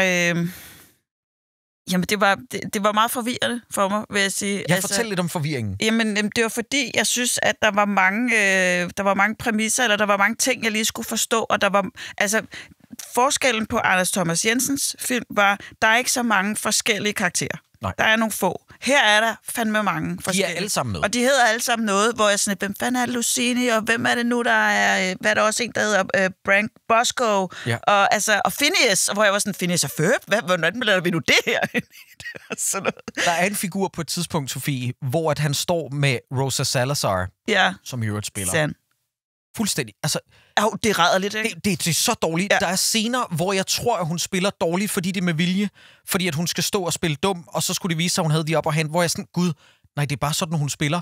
Hun er helt horribelt castet. Men der er en scene, Sofie, hvor de står op i et ikke færdigbygget højhus. Ja. Og der kommer en mand med rødt skæg og hår ind, hvor jeg sådan, er ham her en, vi burde kende? Er vi enige om, at det er Bosco? Ja, det tror jeg. Ja. Fordi at filmen omtaler ham som om sådan, god gamle Bosco. Og jeg aner ikke, hvem han er. Jeg har det som om, og den her film, selvom den jo er et nyt univers med Parker-figuren, føles den som om, at der er kommet 8 film tidligere i det her univers. Ja, det er allerede en franchise på en eller anden måde. Jamen, jeg forstår, det var særligt den scene, lige præcis den scene. Jeg tror faktisk, jeg har været lige så vred, som du var, da du var inde og se den sidste weekend, da jeg så den her. Jeg blev decideret vred på hende især også. Eller ikke på hende, for det er jo ikke hendes skyld. Det er jo ikke hende, der har skrevet hendes rolle. Men altså... Jeg var nødt til lige at gå ind og google nogle sådan introer på nogle af de der dødbringende våben, fordi jeg kunne huske i hvert fald, der var en af dem, hvor den starter med, at der er en kvinde, der ligger med bare bryster og tager noget coke, og så springer hun ud af et vindue, ikke? Ja, det er ikke bare den første? Jo, det er den allerførste, nemlig. Ja. Og her, der er det jo så, at hende her sender jo så først tager røven på Parker, ikke? Og hun skal lige tage tøjet af først. Og hvorfor skal hun det? Ja. Nu siger jeg lige noget. Må jeg afbryde? Ja, selvfølgelig. Okay, det er bare fordi... det her, det lyder virkelig problematisk. Ja. Og det må du gerne synes. Som en elsker af gammel 80'er og 90'er actionfilm, så synes jeg, det var lige før, jeg tænkte sådan, okay, Shane Black er jo også en mand af den gamle skole, fordi for no damn reason er der 2 sæt bryster inden for de første 10 minutter i den her film. Ja. Men jeg kan til nøds godt forstå, at han vader ind med nogen, der boller på et motel. Der ser man bryster. Det er sådan, I get it, de er undskyldt. Hverdagsaktiviteter. Men hvorfor fuck skal hun tage sin mad og ud? Jamen, jeg tænker jo selvfølgelig, det er det store distraktionsnummer. Altså, hun skal distrahere dem med sin flotte krop, og så skyder hun med alle sammen. Hun når lige at blinke til Parker. Ja. Og det ved jeg heller ikke, hvad det betyder, fordi først er man sådan, er han godt klar over, at hun skal skyde med alle sammen? Eller det er forvirret mere, end det gavnede. Jamen, det helt forvirrer mig. Vi starter jo også inde i det der lille bitte mørke rum, med ham, den new guy, der skal med i Oceans whatever, flokken, som det også lidt føles som. Ja. Som, jeg ved ikke, hvem nogen er, og så træder vi ind i det andet rum, hvor det så viser sig, at det er en stor flok, som han ligesom er blevet... Nu har han ansat den her unge gut, som har været lidt flabet med, så skal jeg ellers lige love for at Parker lige sætter ham på plads og fortæller ham, hvordan skabet det skal stå. Ikke? Så kan du godt være, at du kan komme med, hvis du lige kan opføre det ordentligt. Ja. Og så kommer de ind, og så er hun der, og man kan jo allerede mærke, at der er et eller andet galt. Altså, jeg kan bare ikke se, hvorfor det der tøj, det skulle af. Altså, hun kunne have fundet på så meget, man kunne have fundet på bare andet grineren. Min pointe er netop, Sofie, at hvis du vil overraske nogen, fordi lytter, det her det er inden for de første 10 minutter. Det her, det er ikke... det føler jeg ikke er en spoiler. Nej. Det er Rosa, jeg havde det også med i min intro, det er Rosa Salazar-figuren Zen, der forråder de andre, og det første hold, der er med, bliver ligesom plukket af hende. Den eneste, der overlever, er Parker, ikke? Ja. Hvor hvis du vil plukke dit hold, så er der 1000 andre måder, du kan gøre det på. Når de sover, når de ikke kigger. Ja. Det dummeste, du kan gøre, det er at gå hen og tage dit tøj af, så alle kigger på dig, og så sådan, men nu skyder jeg jer. Og hun tager tøjet af, det er sådan lidt, hey, hvorfor hvad, du tager tøjet af? Det er, fordi jeg skal være her 2 uger jo. Så skal jeg lige gøre mig behageligt til mode.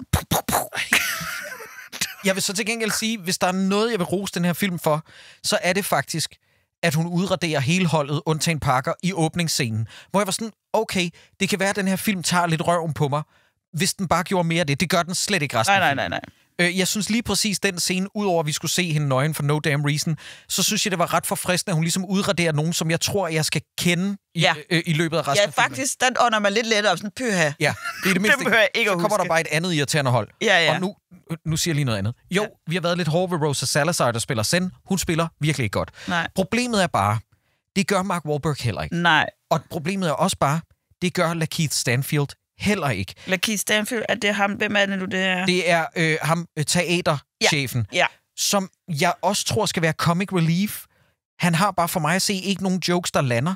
Det har Tony Shalhoub, der spiller gangsterbossen for The Outfit, heller ikke. Det har Nat Wolff, der spiller ham der får brækket armene og som sidder op.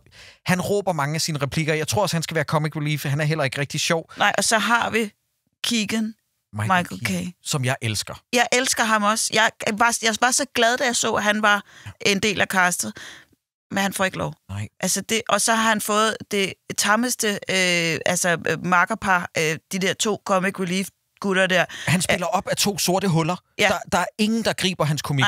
Nej, og den ene, den anden, jeg kan ikke huske, hvad hun hedder, men hun er jo også en del af holdet og sådan noget, og hun skal også forestille at være sjov, og det er ikke sjovt. Nej. Det er ikke sjovt. Jeg bliver bare irriteret. Ja. Det er super irriteret. Der er et skuespilsmæssigt lyspunkt i den her, og jeg googlede lige, om det var mig, der var skør, fordi når man ser en film, der er af så lav kvalitet, så skulle jeg lige se, om det var mig, der var blevet skør. Det er sådan med, om jeg er blevet ramt af noget Stockholm-syndrom. Men jeg så, at andre anmeldere, når de skulle prøve at finde en tulipan i lorten i den her film, så fremhævede de også hende. Det er Gretchen Mol, der spiller konen til en af de afdøde holdmedlemmer. Som, hende, der siger...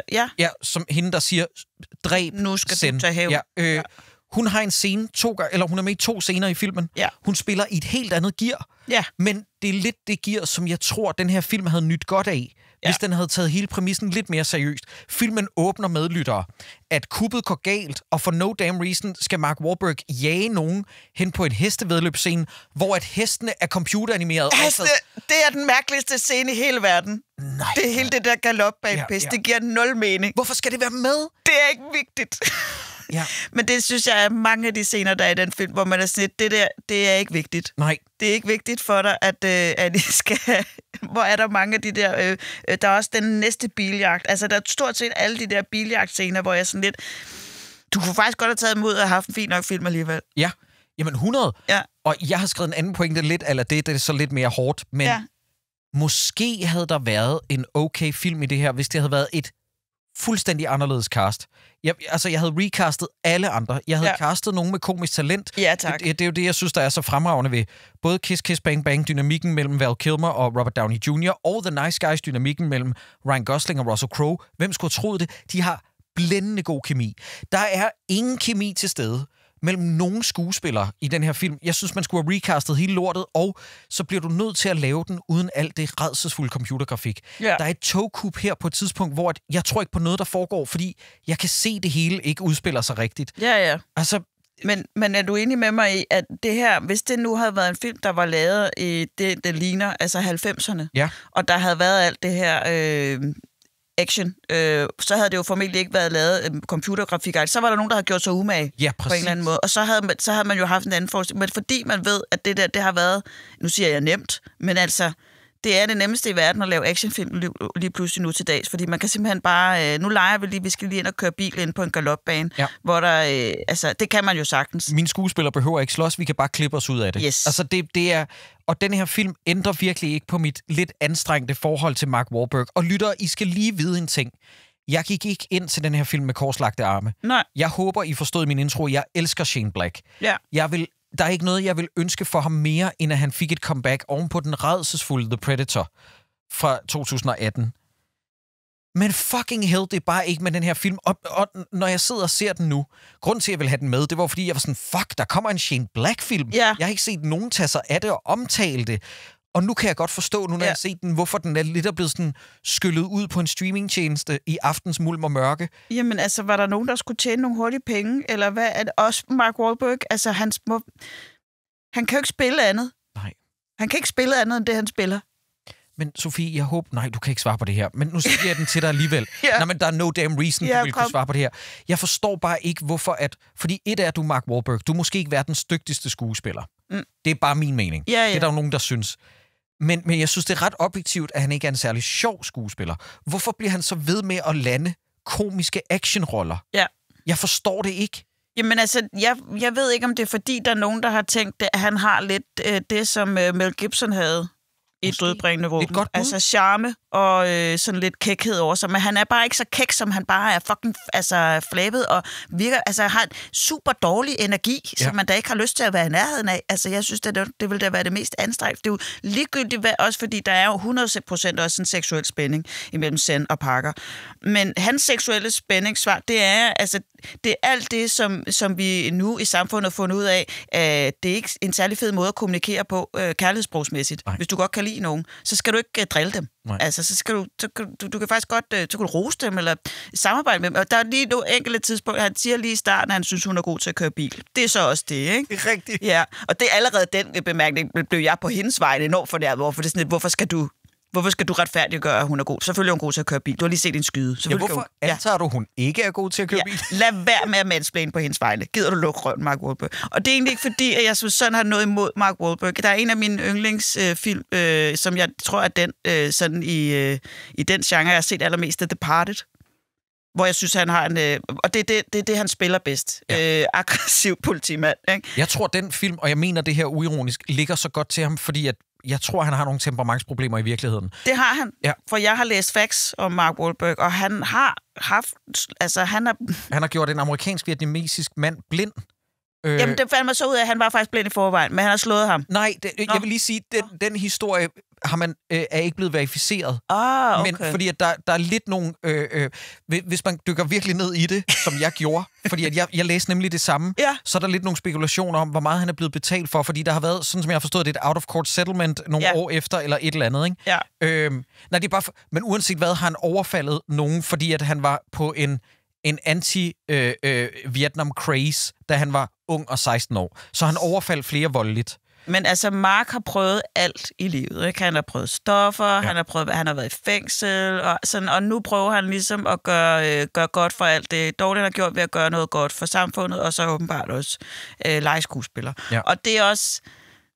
Det er fint, når han kan få de roller, hvor han passer perfekt i det, der passer til. Men det er jo ikke underligt. Jeg synes bare, når man så ser ham lave alt det, fordi i den her film, der røvsmadrer han jo også alle mulige hele tiden, og de skyder over til højre og venstre. Og nogle gange, der er på et tidspunkt, hvor han skyder et vindue, for så at hoppe ud af det bagefter. Hvor jeg sådan lidt, det er for meget. Nu er det for meget. Nu skyder du for meget. Det der, hvor han løber igennem stuen med den der lille dreng, der spiller trommer. Det er sådan, nu skyder du bare, fordi du godt kan lide det, Mark Wahlberg. Ja, det er for meget. Stop nu, Mark. Jeg kan godt lide det, det er fint. Fordi altså, jeg har da også... jeg danser til Good Vibrations stadig. Jeg synes, altså, der er mange ting, jeg godt kan tænke, at det er sgu et fint menneske. Men altså, han er bare ikke... Han er ikke verdens bedste skuespiller, og det er okay. Ja. Men det er bare ikke okay, den her film. Jeg synes, det bliver for meget. Det er simpelthen for meget... Jeg får for meget toxic maskulinitets-vibes af, at også sådan lidt, og det er måske faktisk også lidt det samme, jeg fik, da jeg så den sidste weekend, det er sådan, den sidste weekend, det hedder den ikke. Den sidste weekend, det føles som den sidste weekend. Ja. Med Arne Thomas Jensen. Det føles som en weekend lang. Ja, men det der med, den her film, den er til gutterne. Altså Play Dirty, den er til gutterne. Pigerne kan godt se med, men den er til gutterne. Men den er til gutterne. Den er til gutterne, åbn bukserne og pop up a couple of brewskis og se Play Dirty. Og jeg tror, det værste er, Sofie, at hvis det er det publikum, den henvender sig til, som jeg tror, du er fuldstændig ret i, så tror jeg, at der er mere end gennemsnittet, der går derfra og siger, det var da en okay film. Ja. Og mit problem er bare, og folk må gerne have det sådan, mit problem er bare, men det er Shane Black, venner. Det skal være mere end bare okay, og jeg synes så heller ikke engang, den er okay. Jeg synes desværre, den er super enerverende. Hvis der er en ros, som den skal have, så er det faktisk, at jeg synes, at tempoet er ret i orden i starten. Ja. Men undrer du dig også over det, som jeg havde med i mit resume? Hvorfor har han en backup stash inde i en væg på et motel? Ja, det undrede mig rigtig meget over. Værelse nummer 12, det var ligesom en ting, åbenbart, ikke? Og det havde han jo så flere steder. Var der ikke flere hoteller, hvor han hele tiden skulle have værelse 12? Der var det ene, hvor det var, der måtte han ikke komme ind. Det var det der med hende der. Hun var en fantastisk birolle, der lige kom ind. Hende der, det er sådan lidt, hvad kan man sige, lidt dullede ældre dame, der kom, hvad er det nu med dig, Parker? Skal du nu ind på værelse? Man kunne høre sådan et amerikansk accent. Jeg tænkte nemlig, og det her det er et udtryk, man ikke bruger længere, men jeg tænkte bare sådan, det ord, der dukkede op, det er sådan, det havde været sådan en rigtig god dansk rejekælling, ikke? Du ved, sådan rigtig med grønne sisil og sådan noget, ikke? Så, hvad vanden kommer... Og det sjove er, at Mark Wahlberg tror jeg faktisk er jævnaldrende med hende, men det skal lidt virke som om, at Mark Wahlberg er lidt for god til hende, men så mærker han på Zen, som jo er i hvert fald 20 år yngre end ham, ikke? Ja. Jeg synes, den her film er... Jeg ved ikke engang, om vi har noget til spoiler. Det tror jeg sgu ikke, vi har brug for. Jeg bliver bare nødt til at sige, at det her, det er Shane Black. Han vendte tilbage til... Endnu en gang var det noget julet. Der var lidt, du ved, nogle noir undertoner. Det handler godt nok ikke om en privatdetektiv. Det er dystert, ja. Men det er noget om... Men mest dystert, fordi de slukker lyset. Ikke fordi det er sådan et stemning. Nej. Okay, en sidste ting, Sofie, jeg skal have det med. Jeg var ved at lose my fucking shit over, at de har en scene på et tidspunkt, hvor at Mark Wahlberg skal blive forsøgt myrdet ude i sneen. Ja. Og det der sne har aldrig været i nærheden af vand i virkeligheden. Nej. Og det der studie har aldrig været i nærheden af udenfor. Jeg kan ikke længere med udendørsscener, der er skudt i et studie. Jeg forstår det simpelthen ikke. Jeg synes, det er så himmelråbende grimt. Ja. Jeg synes, den her film, og lytter, undskyld, det bliver en downer med downer på. Jeg synes virkelig heller ikke, at den her var god. Har du noget positivt til den? Jeg skal lige kigge.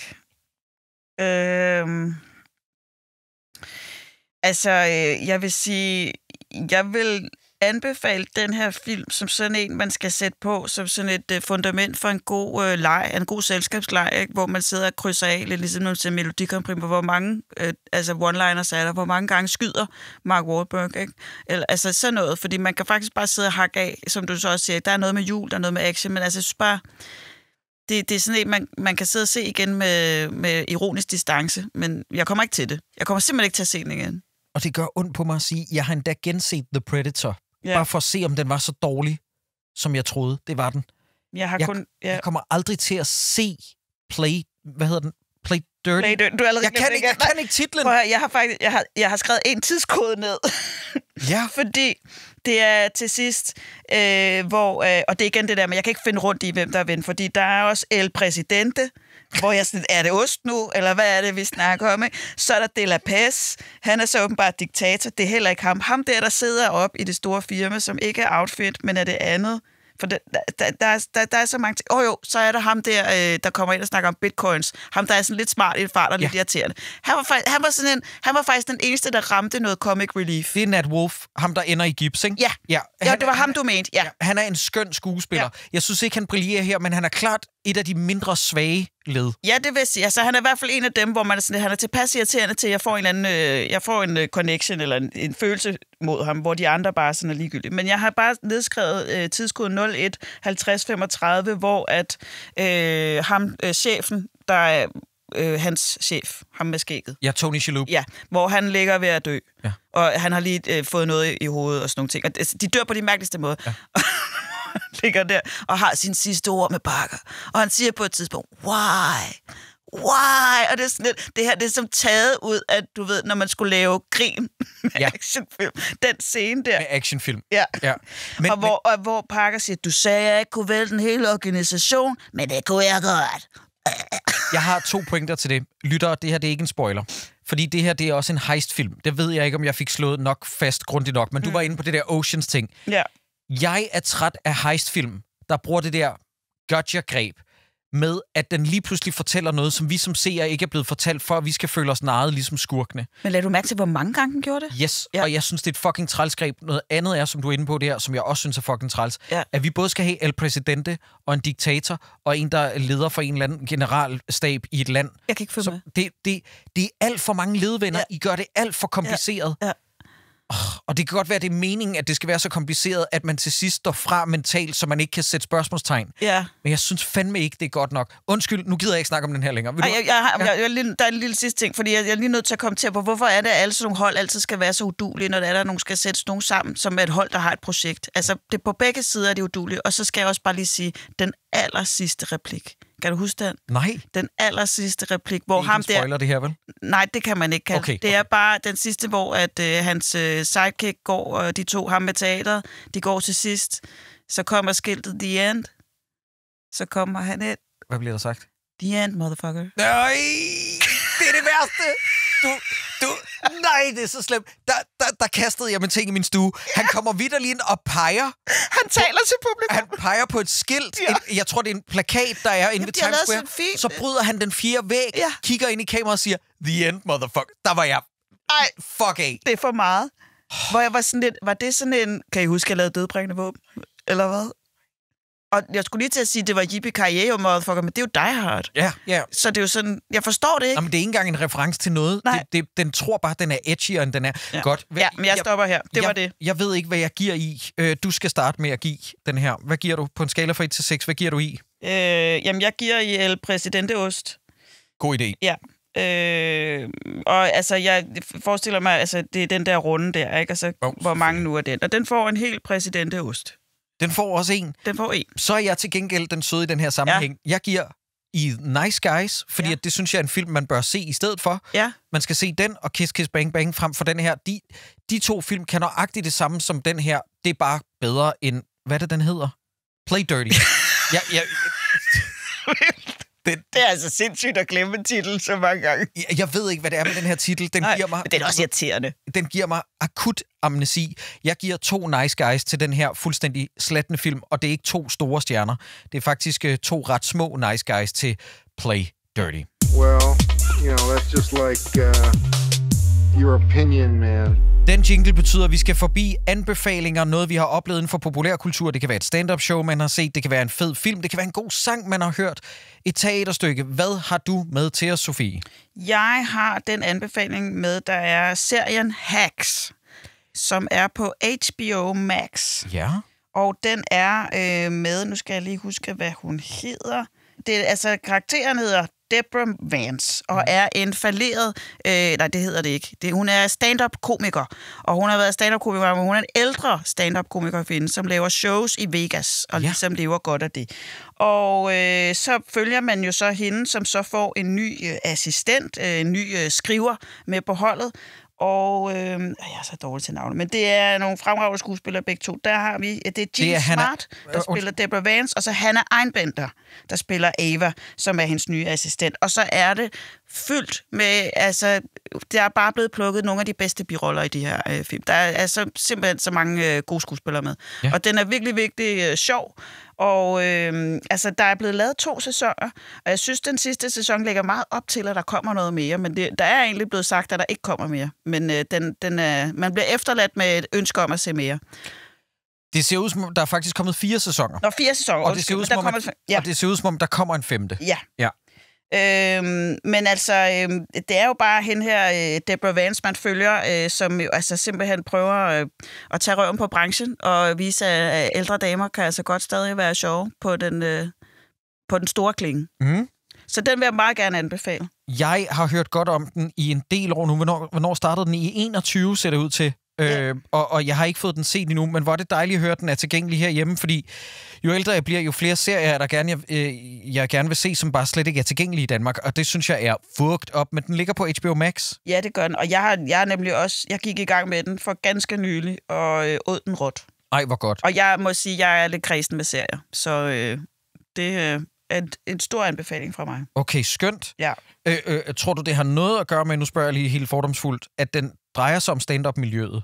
Jeg vil sige, jeg har mange ting, jeg synes, der er for mig personligt at finde at spejle sig i, men udover det er der jo også bare hele det her showbiz og Hollywood og sådan, og det hele bliver sådan udstillet på en fed måde, så hvis man også bare synes, det er sjovt at se skøre mennesker i showbiz, og også med en helt klar tyk streg under, der også er en masse satire og en masse sådan, hvad kan man sige, kommentarer til vores samfund og til USA og alle sådan nogle ting der.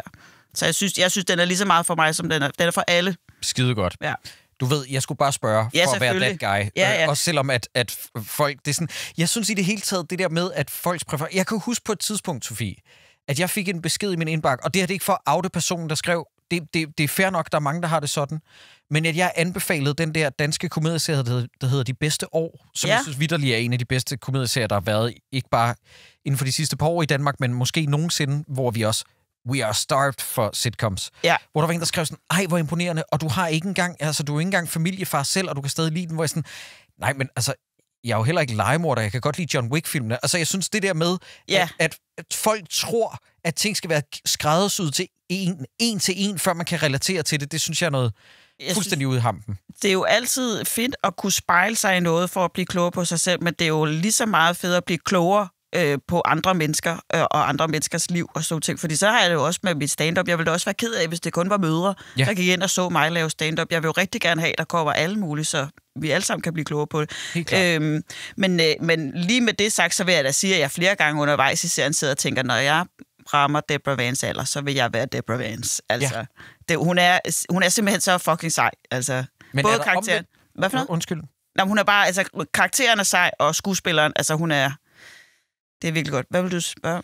Det er bare, er der omvendt nogle steder, hvor du siger, det er ikke realistisk, fordi du kender branchen? Eller er den så fremmedartet, den her branche, i forhold til det, du laver? Jeg vil sige, at altså, i det hele taget, altså stand-up i Danmark og stand-up i USA kan man simpelthen ikke sammenligne. Altså, det er så langt fra hinanden, så det vil være svært for mig at sige, at det ikke var realistisk, for jeg har, altså, hvad man ikke har hørt af, hvordan rige mennesker ter sig i Hollywood. Så der er ikke noget tidspunkt, jeg tænker jo nok mere, at det kunne sikkert godt være realistisk. Og hvad man har ikke hørt med, hvad amerikanske komikere sætter over styr nu for at komme og optræde i Saudi-Arabien. Jeg tænker på deres integritet, for eksempel. For eksempel, ja. Men det er en snak til en anden tid. Ja. Det var en dejlig anbefaling. Godt at høre, at du også er vild med den. Jeg bliver nødt til at anbefale noget, som jeg ikke havde set indtil for nylig. Jeg tror, jeg startede på den for mange år siden, og nu ligger den på filmstriben. Det er Bong Joon-ho's film fra 2009, der hedder Mother, som er en sydkoreansk whodunit familiedramafilm, der handler om en mor, hvis barn bliver uskyldig anklaget for at have begået et mord på en skolepige i lokalmiljøet i en landsby i Sydkorea, og så skal hun ligesom finde ud af, hvad er den rigtige grund bag.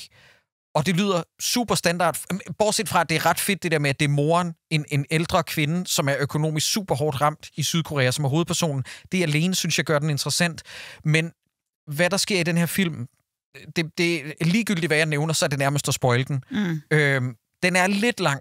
Jeg synes 2 timer måske lige lidt for lang i forhold til, hvad jeg synes, at filmen skal kunne. Men du ved, den første time var jeg sådan, det er ret godt det her. Og den sidste time var jeg bare sådan, okay, nu kan jeg forstå, hvorfor alle sidder og gokker til den her. Ja. Og hvorfor der er nogen, der kalder det Bong Joon-ho's bedste film. Altså, der er ingen tvivl om, i min optik er Parasite og Memories of Murder stadig bedre film, men den her, den er på en rigtig, rigtig flot tredjeplads. Den hedder Mother, og den er på filmstriben. Ja. Havde du en til? Ja. Det var bare, jeg har ikke set det endnu, men jeg havde tænkt mig, at jeg skulle gå hjem og se Famous Last Words med Jane Goodall. Ja, fortæl lige, hvad det er. Jamen, det er jo det sidste ord med... det er jo så bare den amerikanske udgave af det sidste ord med Jane, altså abernes veninde, får man lyst til at sige. Den her naturelsker, og sådan... Hvad hedder hun? Er jo det pendant til den anden... David Attenborough. Ja, kan man jo sige, ikke? Jo, i et perfekt verden, så var de 2 gift. Ja. Og så var man så var det ens forældre. Ja. Eller barnebarn, det havde jeg også taget. Jeg vil faktisk, jeg må lige hurtigt sige noget af det der med Hacks, som jeg synes er ret interessant, fordi hun er ufattelig rig, og man tror hele tiden, det handler om, at hun på et tidspunkt skal gå bankerot. Men hun har hele tiden fucking godt styr på sin økonomi. Og det er sådan en ting, som jeg synes, der faktisk er et ekstra nice ved den. Det er ikke sådan noget med, at hun lider nederlag økonomisk eller noget som helst. Hun har styr på sit liv. Så lider hun nederlag på alle mulige andre måder. Det var bare lige sådan en ekstra teaser. Nå, det er sjovt. Ja. Også fordi, at det havde været sådan noget med, og endnu en, der ikke har styr på sin økonomi. Ja. Og det har vi også set rigeligt.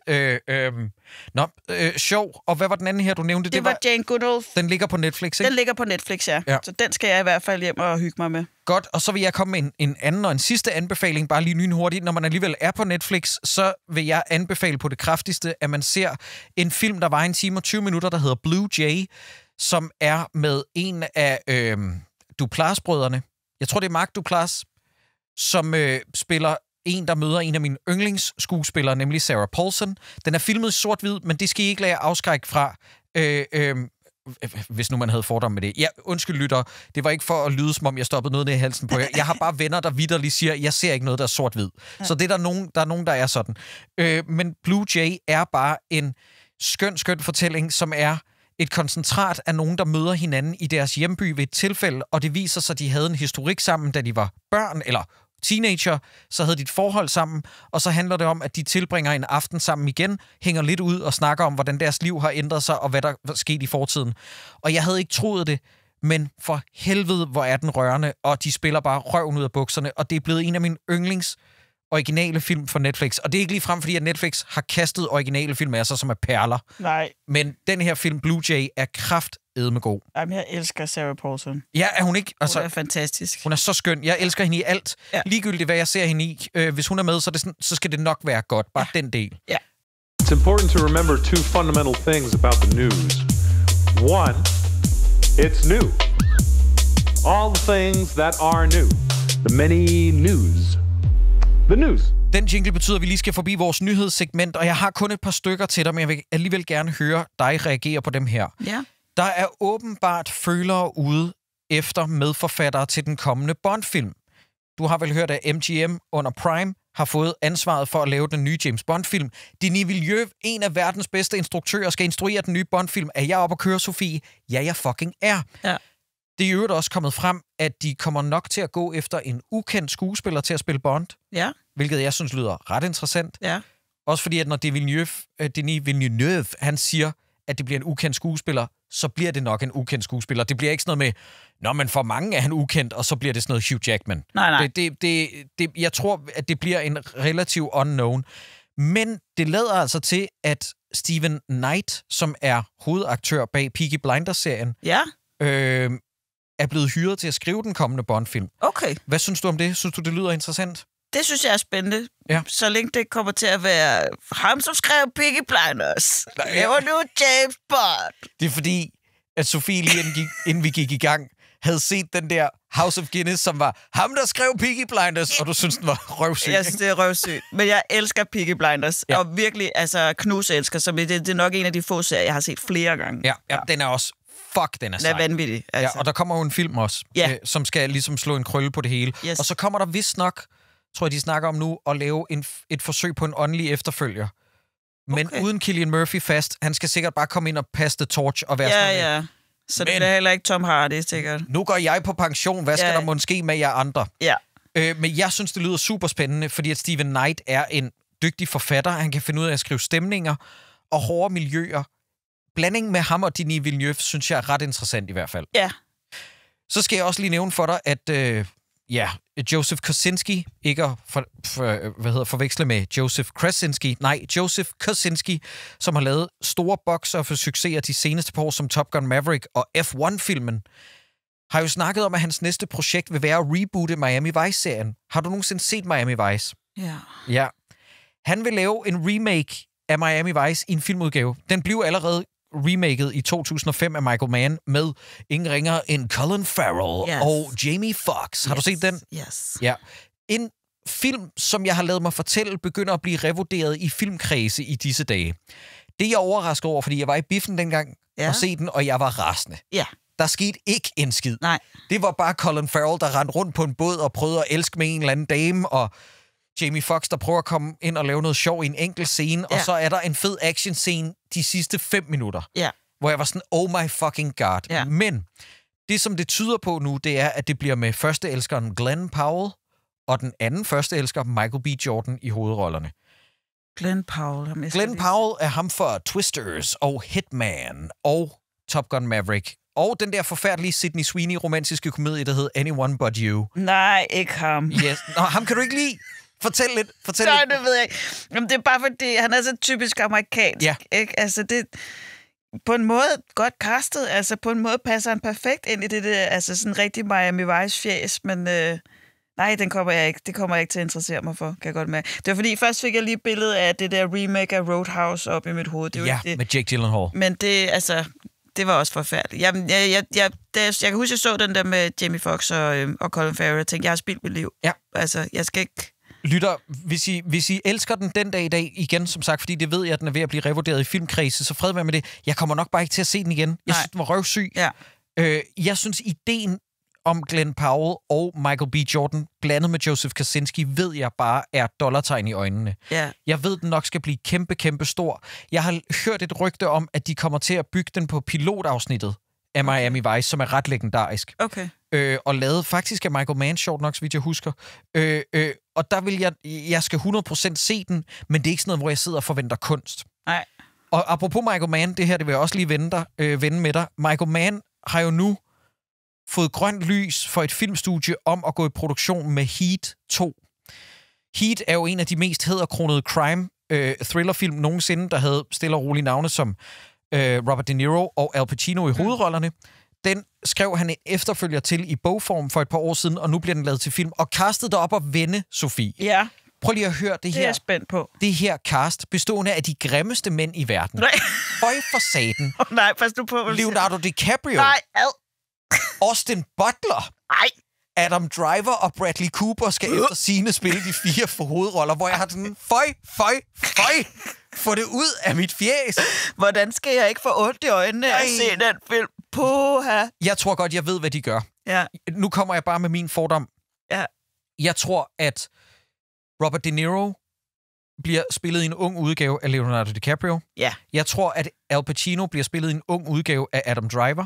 Ja. Jeg tror, at Val Kilmer bliver spillet i en ung udgave af Austin Butler. Ja.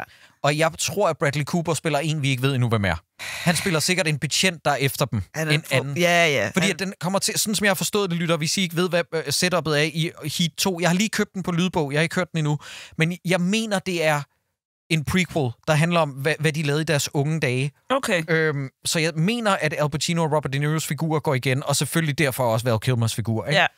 Kan du lide Heat? Ja, og det er faktisk ikke engang særlig lang tid siden, at jeg har set den. Jeg har næsten lyst til at gå hjem og se den igen, bare for lige at varme op til, hvis når der kommer sådan en tour der. Jeg synes, det var super fed. Men igen, jeg har sådan en lille smule farvet af, at der er jo, altså nu nævnte jeg for eksempel også The Departed og sådan nogle ting, og det er altså også bare en masse actionfilm, der er fyldt med mænd.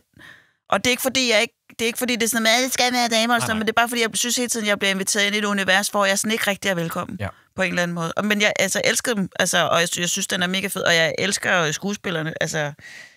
Jeg vil faktisk sige, at de 2 eksempler, du kommer med der, det er 2 af de mest valide pointer, og de grældeste eksempler. Ja. Altså, det er lige før faktisk, hvem skulle have troet det, at Heat er værre med det, end det er den, fordi den er også fra, hvornår er det, den er? 95. Ja, præcis. Ikke? Og der var der jo ikke noget, der tænkte man ikke over.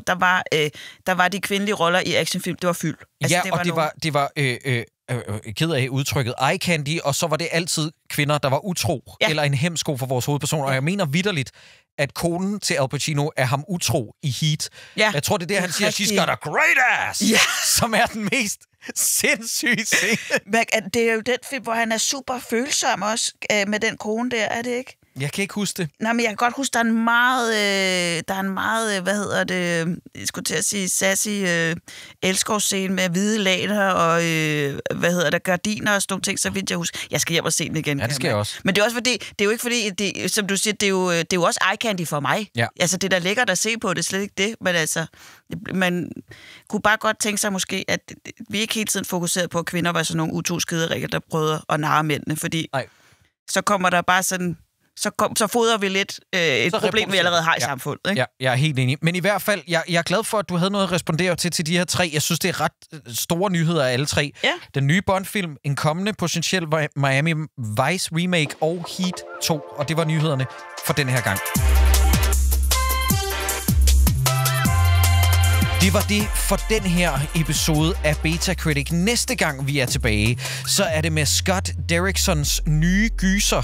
Formentlig hit, efterfølgeren til den mega undervurderede og ikke nok hyldede og højtidligt holdt i hævd gyserfilm med Ethan Hawke, den der hed Black Phone. Den får nemlig en 2'er, og så skal vi også se på i samme ombæring omkring Scott Derrickson og Ethan Hawke samarbejdet, fordi vi skal gense gyseren Sinister, der ifølge undersøgelser er simpelthen bevisligt den mest uhyggelige film, der nogensinde er lavet. Så den skal vi gense og vurdere, hvordan den står anno 2025. Tak til Arkaden for at give os mulighed for at lave den her podcast. Tak til Jakob for brug af hans Studie 25, til Mark Stensen Nielsen for at lave musikken, til Mikkel Juhl Gregersen, som har lavet vores logo, hedder det, og Julia Holmgaard, som har klippet episoden. En særlig tak til dig, der støtter os på tier, og ikke mindst tak til dig, fordi du har lyttet med. Og tak til dig, Sofie, fordi du gad at være med. Velkommen selv, tak. Det var en fornøjelse. Jeg håber, du vil være med en anden gang. Det vil jeg rigtig gerne. Og jeg lover... Nej, ved du hvad? Jeg skal lade være med at love noget. Men please, Sofie, jeg tror, at hvis du er med en anden gang, så finder vi noget, der ikke bare skraber bunden på den her måde. Fordi det har været undskyld, hvis du lytter til Beta Critic for the good vibes. Det er virkelig ikke noget, vi har nyt at gøre det her, men wow! Men det har også været lidt spændende, synes jeg. Ja, har det ikke det? Jeg vil meget gerne være med igen. Det er godt. What a story, Mark. Game over, man. Game over. This is a pretty hardcore origin story. Dust the fucking car. Dust the fucking car. Good night, Barbies. I'm definitely not thinking about death anymore.